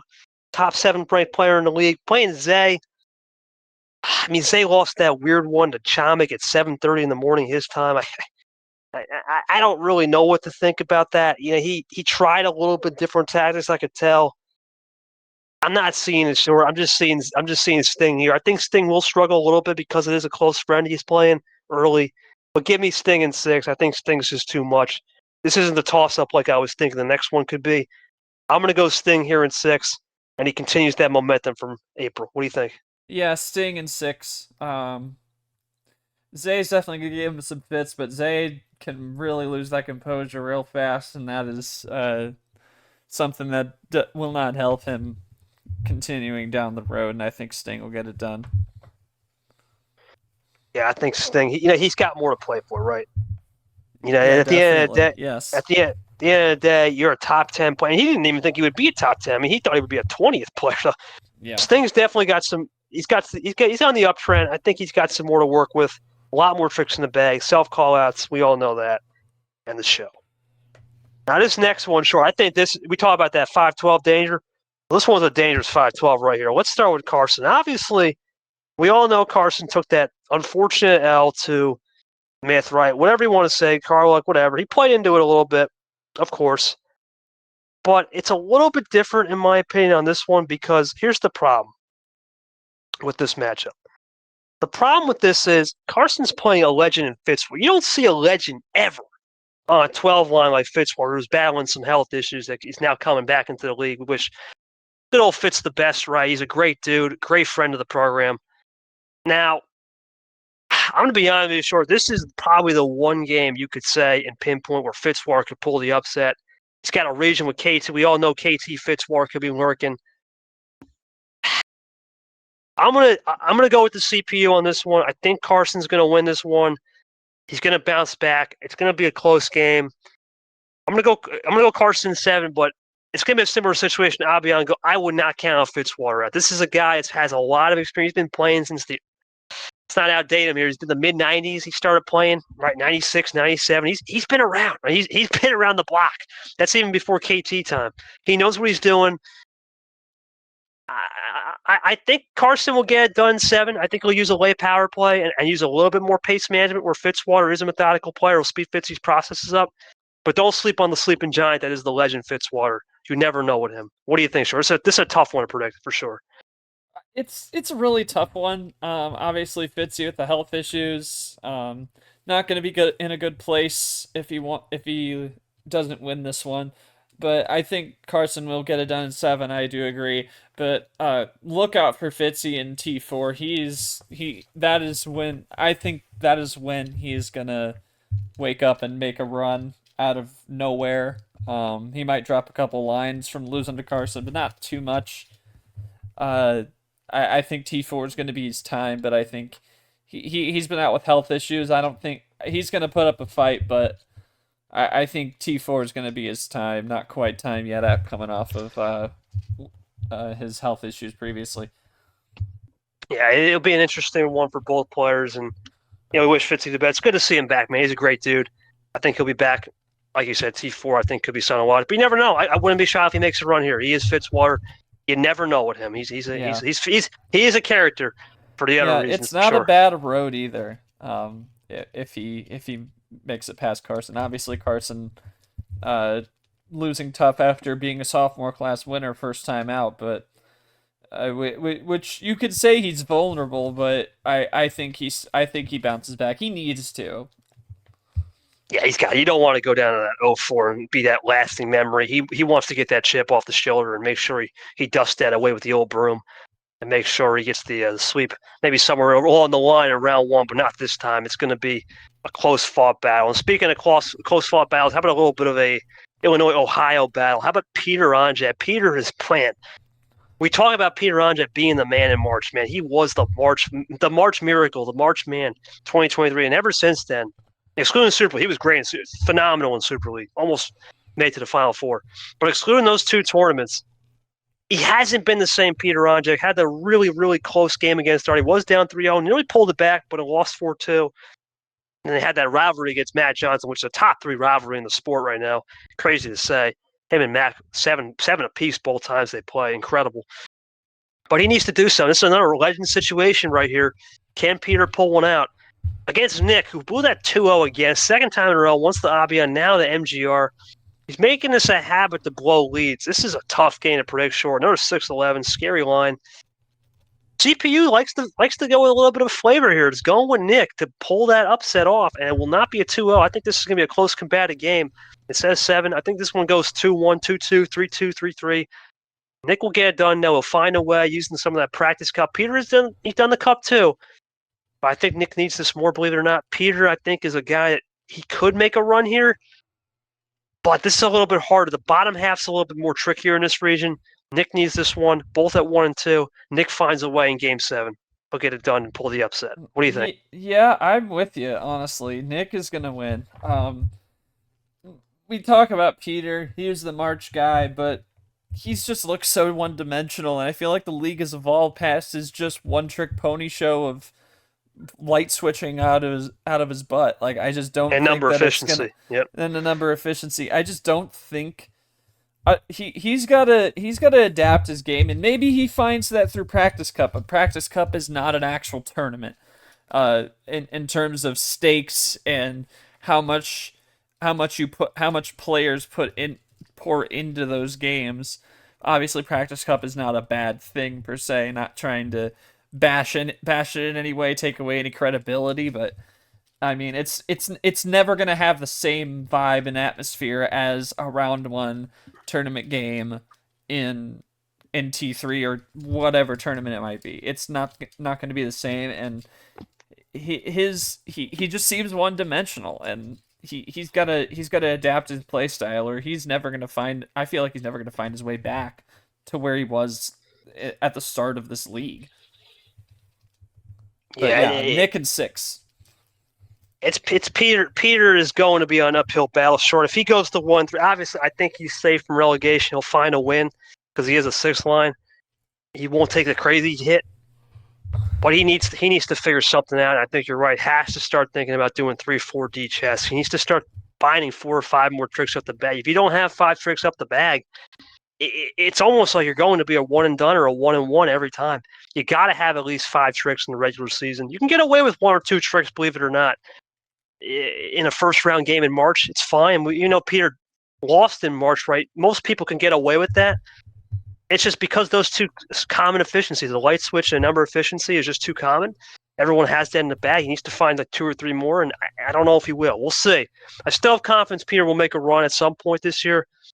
It could be T5 though for him. He might need one more tournament after that to find it, which is risky business, but very. That is Peter. It is Peter. Speaking of interesting players, I mean, Sanford, well, really wouldn't see much of him. The last time we saw him, he was pissed after that Chomik loss. Blamed Eric. Not the best showing for our Sandman. Still ranked number 18 in the league, 4-2. Interesting resume. Had an interesting March. Lost to JT, May E8. This is a tough one to predict, believe it or not, for Sanford. He's playing Toaster Guy, and sure, we always say about Toaster Guy, he's our one-off player. He's from New Zealand, and that's a 21-hour time zone difference. Goodness me. I mean, he's basically a day ahead, and you never know how you're going to adapt to that. I think Sanford will adapt to that. He needs to get back on the schneid here. He'll get a statement win, especially since this region, the lower half, is a little bit interesting. It's not what you would think it is.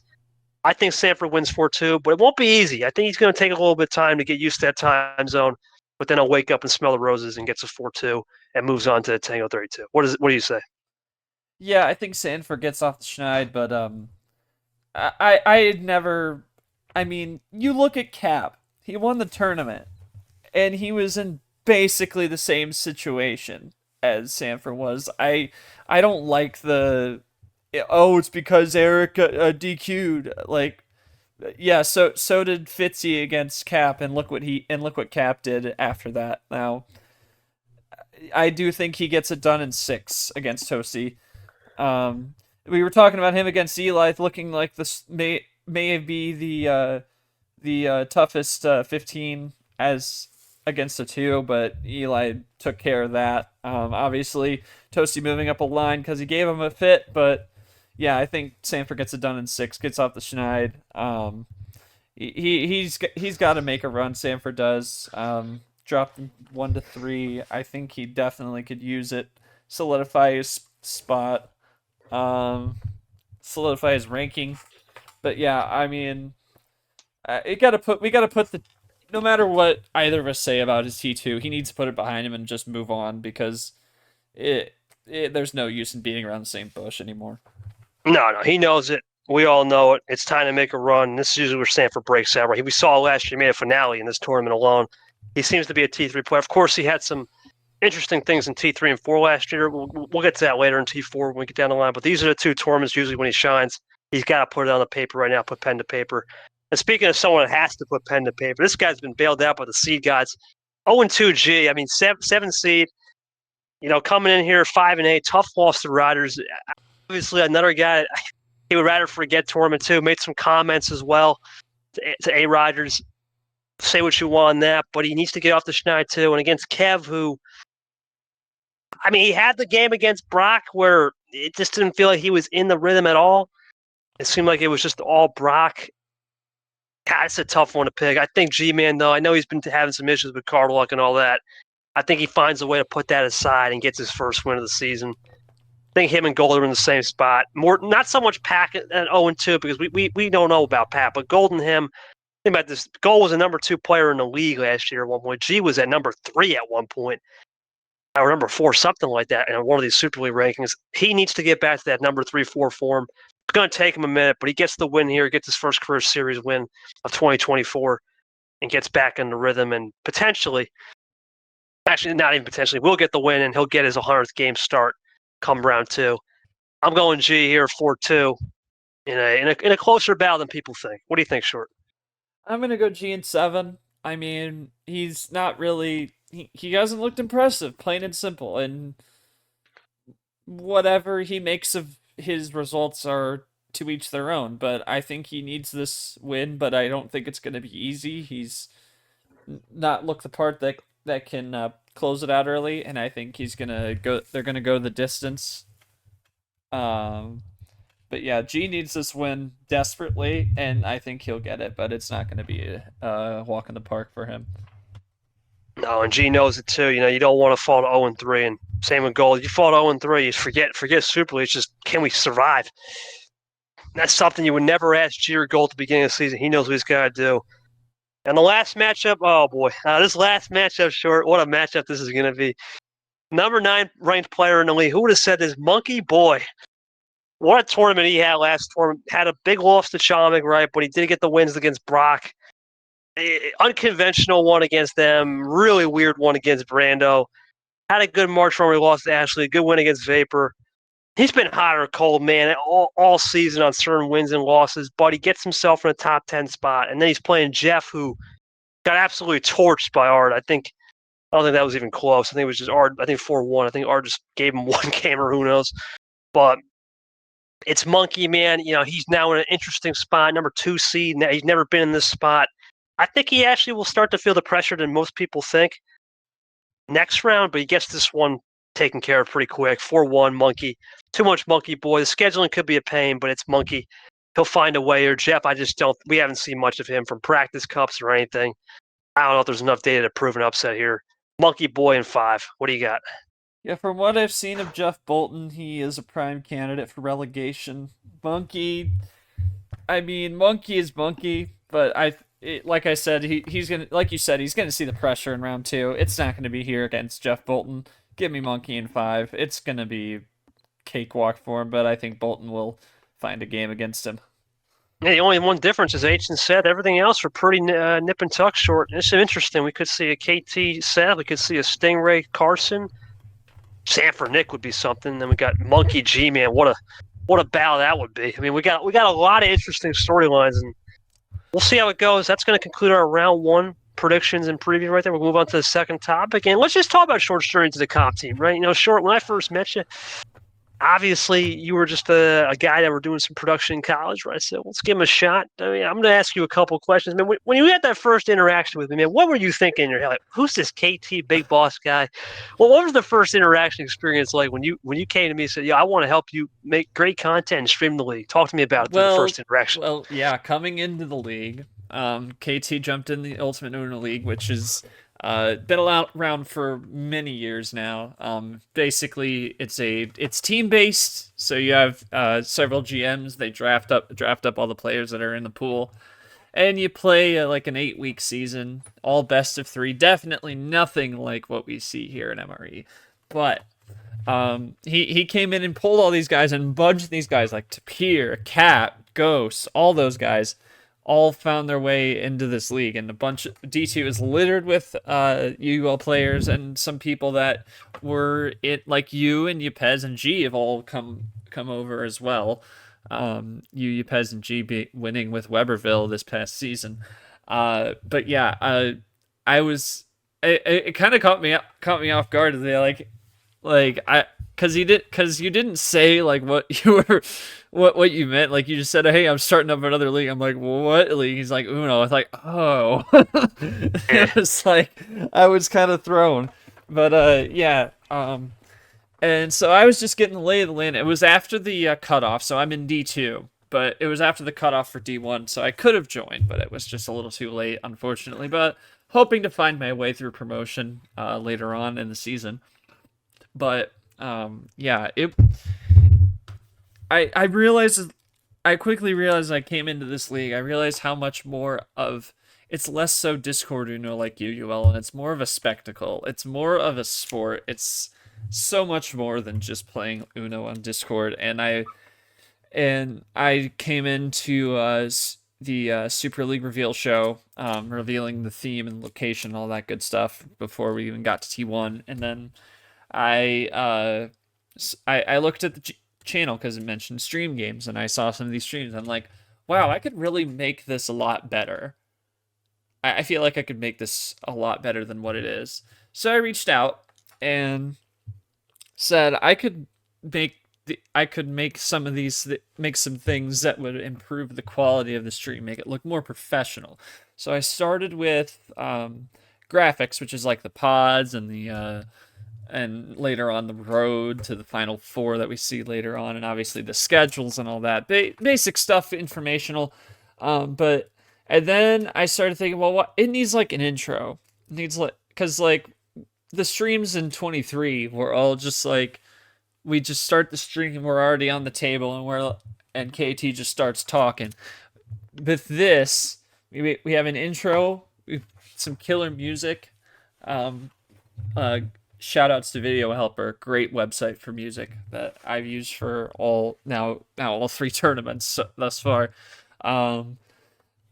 And now we have this, so we have an intro and we have graphics, and like, wow, this looks so much better. And it's really like, so the first tournament, I wasn't on Comm yet, and I was just feeding KT graphics. He was giving me the schedules. I was filling the pods out and all that good stuff, and just sending them to him, and he was streaming. Well, I wanted to stream as well. That was primary. So you're like, let's get some. KT had me like, okay, you could stream some D2. So we kind of kicked the can down the road on D2 and didn't end up streaming until the finale, but it's fine because we're streaming more now. We got an improved stream pack now. We attempted, but we attempted to get 2 in the first round, but obviously only had 1, and then we had 2 in the second, which is around 16. There's only 30 32 players when you whittle it down after play-ins. And then we tried to stream every regional final, lost one due to some rescheduling, and now streamed the final four and the finale.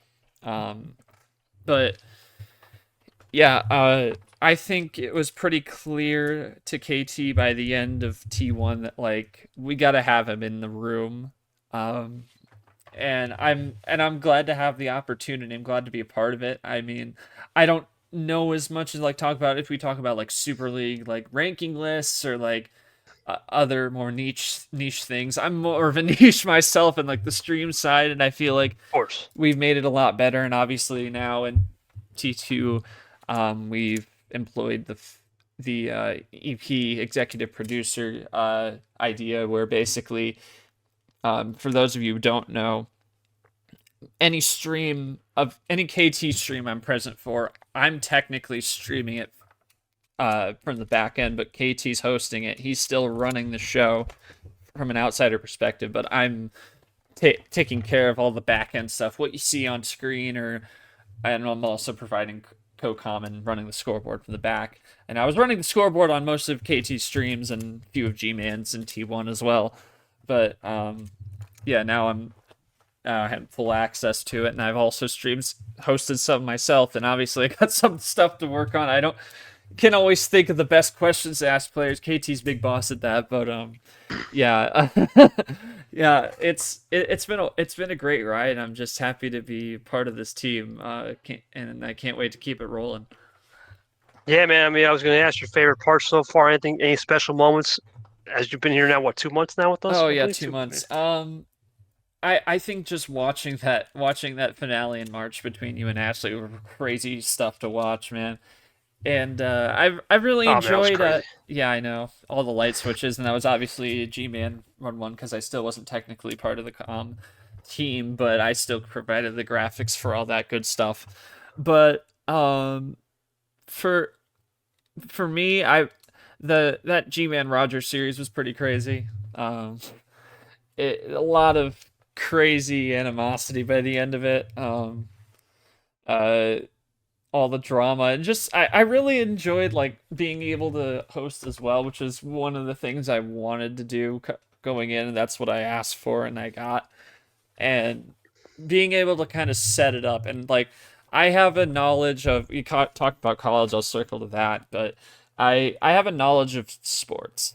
I really love watching sports, and I'm majoring in sports television production in college, and I've just completed my first year. And in my first year, I worked somewhat around 60 games at my school for be from football to volleyball, basketball, baseball, softball, and I really learned the technical aspects of all this and how it all works. Like, it is a big operation, even if it's like a small locally produced show. But I kind of employed some of the things I learned into EPing these streams for KT, and also streaming myself, like listening to all the different on-air talent you see across the sports world, and also learning from my director in all these games I've worked. It's been a great first year, and I'm only gonna get better. I'm only gonna experience more games and hopefully find some internships that get me even more experience over the summer months. But I've thoroughly enjoyed it, and it's really I've really poured some of it into this. In the real world, I'm not as much as one for the spotlight, and I'm not really. I knew that I really wanted to go into like this kind of field, but I didn't really want to be a journalist. I didn't want to be a guy on camera. But I do better in like this setting Discord, where I'm like not really showing off the face or like looking at the camera. I'm just talking. And maybe, some could say, oh yeah, radio would be cool, but I still really love the aspects of television, and I really like all the visual stuff that goes into it now, and that's why I wanted to go for television instead of be like a radio personality. But which you could argue is somewhat what we are, except just because we're not showing our faces in this medium. But it's been a great ride, and I'm happy to apply some of the stuff I've learned into this league, and I'm truly grateful to KT for the opportunity. Yeah, man. No, look, I want you to remember this for a lifetime, right? At the end of the day, this league has brought a lot of people together. There's over 100 people in this league in both divisions combined. Yeah, you got to think this is a brutal grind. There's a reason why this season is February to October, and you have an off season. Now you understand that this is like the MLB. This is a long, drawn out season. It's Yes, not going to sir. just end tomorrow. Right, so Yep. you have to be ready for the long haul. You've done a great job. I'm proud of you. You know, you've done a great job putting us on the map with the content. I always love the stream game pack. Of course, can't just thank you, right? You got Lamas with the incredible 4K. Oh, He yes. always puts it incredible, and then of course Zach with the logos and anything we need. G does a good job. You know, sometimes we give him help, but he does a great job on, of course, just putting in the brackets right and implementing the bracket base and all that stuff. Sanford on bracket. It's a whole production. We obviously have. And I couldn't do it at the team. Add Caesar a little bit too. We got Caesar as a ref too, which is great. Yoshi Arter always there. Vapor. If we ever need some co-com. The team is growing. You're doing a great job. Keep it up. And I'm looking forward to seeing what you can do, man. Come the summer, you have a little more time, and of course, you know, come the fall, Super League is here, right? And that's the big one. That's the big show. And a lot of fun things are going to happen come late August into early September. Once we get to that late summer, it starts to really cook in, and we'll start to simmer the pot and go from there. But we got to keep this going. You got to stream at 9:30. So let's go to the shorts and KT's ones to watch. So we're gonna do. Normally we do a final four, but I do want that's a me and G tradition. So we'll do a little bit there. I'll save that for when G gets back. Who he thinks the final four will be for Tango 32. But what do we think? Short one to watch in each region. Who do you think's the one? Obviously, other than Catherine, he's the obvious. Who's the one to watch in the Cupid Shuffle? What do you got? I'm thinking for this segment like more dark horse players, because Exactly. obviously we can talk about every one seed and they're the guy to watch out of each bracket. Now Cap is obviously the one to watch. He just won a tournament. He might have a little bit of tourney hangover. Now, looking down up and down this bracket, if I had to say dark horse, I'm gonna go with Vapor. Like, I think now you look at his potential second round matchup. By my prediction, I think it's going to be Tapir, and I think Tapir, I think, I mean, they're both well experienced in the game, but I think Vapor is going to have the edge in that one. And then he has to face Cap, who, I mean, you know that's going to be a challenge, but I think Vapor is going to be the guy you want to keep an eye on as a dark horse candidate. You could even make an argument for Caesar. He could have made a lot deeper run had it not been for those issues in his T2 loss, but yeah, Caesar or Vapor, but I'd have to go with Vapor if I'm going to go with dark horse picks on this segment. Gotcha. I'm going to go Bad Brad. I think you kind of hit on the nail on the head there a little bit. Bad Brad has a chance, right? If he gets past Ellison, we don't know what JT or Clint can put. We don't really know about JT just yet. And of course, if it is Brad Caesar, we don't know about Caesar. With the internet, that whole thing is in the back pocket. I think Brad could be on another potential E8 run like in March, and the difference is in March he would have liked to have gotten that win. I don't know if he necessarily needs that here. I think a 3-1 record in this tournament is just all he needs to get back on the right track and get to a 6-3. Start building the platform a little more for T4. Give me Bad Brad. I think both Brad and Vapor are good candidates to be dark horses, especially since their pods are a little bit interesting for sure. The acrobatic region, this is a tough one, sure. I mean, I would have said Yepes, right, because he's a 4-line, but we all know what he can do. Give me Drip. I think I'm going to stick with the 7-line. I'm going to start with Drip. I think Drip, as crazy as it sounds, sure, he's got a tough matchup with potentially Chomik. But at the end of the day, Drip has planned Drip, right? We know he can play split ammo. We know he has a couple more than just 5 tricks. He loves the KT class. The guy, that guy, he'll pull out 10, 15. He does not care. And he was going to try it against Cap, but things just didn't happen. I think that saves a little bit from what we don't know in Drip's favor. What we don't know is what we don't know, and what we know is what we know. I think that's kind of how Drip will play. We don't know what we don't know with him. He'll have a little chip on his shoulder after that Cap loss. Give me Drip as a dark horse potentially to make an E8 as well. What do you got on this one?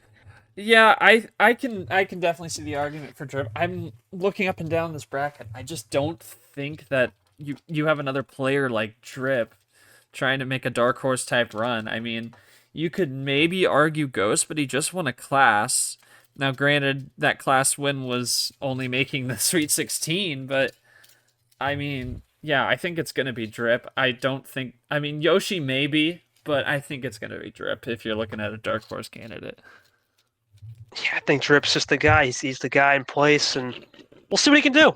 Drip, he's ready for a run. Let's see if he can make a run right here, and get into potentially his first career E8. We'll find out. This next read, another tough one to predict. I'm gonna go with a little bit of a shocker. I'm gonna go with the first round upset I had. I'm going with Pac Johnson. As crazy as it sounds, a lot of these players are too polished to be dark horses. Can't say Varigold is, right? He just won this tournament last year. I would have thought Ard maybe, but it is already known to make runs. I don't know about Pac. He's not known to make anything. And who knows? Maybe he does get that win and Ard stumbles in the second round, which he's tend to do sometimes. I think Pac could easily make a Sweet 16 if Ard does stumble.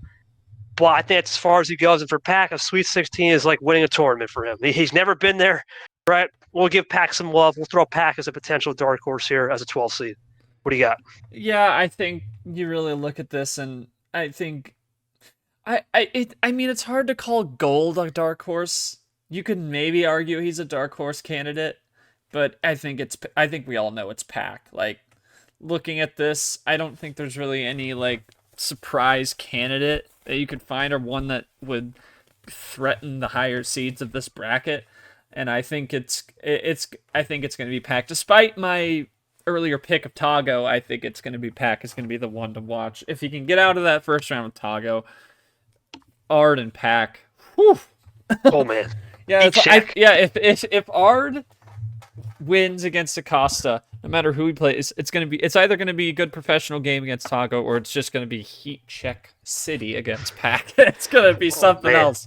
It'll be a great game either way, no matter who comes out of that one. But yeah, Pac's your one to watch. Gold, Gold is definitely one to watch. Dark horse for me is Pac, but Gold is one to watch. You've told me many times that summer is Gold's time, and I mean, he can definitely prove it out there on the table, and I think he's got a good shot at doing so. We'll see how it goes. That is an interesting region. Like I said, with DJ Curtis running the helm, you just don't know. Even DJ, and to an extent, is a dark horse. We don't even know what he can do with a 1 seed, right? That's an opportunity land right there. We'll see how it goes. This last region, I think this is a no-brainer here. Short Nick's got to be the guy, right? He's the most I would have said Fitzy, but that's a legend, right?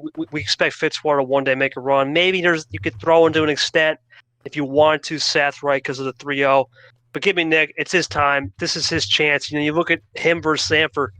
Sanford's going to have a hard time, especially if he gets Nick. If it's Peter, you never know. I might actually favor him, but he needs that Nick game to see if it's a litmus test. If Nick can beat Sanford, what a storyline if he plays G or Monkey. He could easily make an E8, which would be something to note. I think Nick's the guy. He's got a great package, too. I think he's developing, not just through the Cup, but in general. I think Nick will be the guy to be a dark horse. And it makes sense as a rookie, too, a lower-tier rookie. What do you got? Yeah, Nick's got to get that third win if he goes up 2-0, plain and simple. And I think he is going to be the one to watch. I mean, you could also say G if he can get himself off the mat, if he can start playing the right way. And he has an opportunity. He could get out of that first round against Kev. I think he's got a good opportunity to get that first win. And but yeah, I think it's either Nick or G, in my opinion. Seth is a long shot, but I think it'll be Nick for sure. Definitely wanting Nick and G, both guys trying to get out of a tough funk they've had to start the season. Yeah, if you would have told me G and Nick were the two guys that get out of a tough funk and they have to be dark horses, I would never believe you. Maybe not Nick, but G, man, we would never have thought. That just shows you how crazy this league is. And that's going to conclude that topic. So one last topic short. I mean, I gave usually with the first time appearance we had with Sanford. Obviously, G gave one too. We gave him one. Just give us a little 3 to 5 minutes state of the sport. Where do you think the sport's going, man? What are you expecting competition wise, stream package, whatever you want to say here? What's your thoughts on the sport going forward as we enter now the summer months, and especially when we get into tournament 4 and 5 when it starts to get to clutch time? Oh wow. Well, obviously, me not being here this is my first year in this league, let alone in a commission spot. It's just it'll be interesting. I feel like the first 2 tournaments have been pure chaos, and now I think we're gonna find a little bit more respite from the chaos. If you're a chaos hater, you know who you are. But I think we're gonna find a little bit more. The guys that need to do it I feel like are gonna find their way to getting off the schneid and getting their wins. They know who they are as well. But yeah, like I said, looking down the road to clutch time, I think it is going to be very exciting to watch, and I can't wait to watch it for the first time. Super League, T4, T5, it's going to be remarkable. And also, I'm hoping that I can finally find my first true win in D2. That is another whole thing that's more of a state of me, not a state of the sport. But as for the sport, I'm going back to what I kind of said earlier on. Just to see this league, it's like you said, over half the field has got to win. Almost, right? Yeah, well, actually more than half. Yeah, 48 out of 64. Like 48 out of 64. That is remarkable. That is just a show of parity, not necessarily like all these guys that we thought were proven commodities are frauds. I think there's just a lot more stiff competition. There's no free wins anymore. I mean, there are a few free wins out there. You know who you are, but there aren't as many free wins to find out there. And if you don't win against the tougher guys, you're not going to be able to you're not going to find your way back to a free win situation. But obviously no win is free. Everything costs something, whether it be a loss in one game or two. But yeah, like you said, 48 out of 64 have a win. That is remarkable. That's 48. Yeah, 64. Well, now this field is 63, but out of 64 people, 48 have a win in this league. And that is a remarkable thing to see. And that just shows that the parity of this league is unrivaled, and it's going to only get better. And obviously, we talked about some of the upset specials. More people are going to find their win. I feel like we're going to add a few more people in this tournament that find their first win and add to that number that we have now. But I think that we're hitting the midway point of the year in terms of regular year tournaments, and I think it's going to be a great thing to watch. Y'all better keep your eyes open. It's going to be gone fast. If you blink, it's going to be crazy. Masquerade May, baby. That's it. Remember, once we get past the Sweet 16, after that round officially, we'll start the second half of the year from the Echo or whatever, Electric Gate, Electric Gate onward.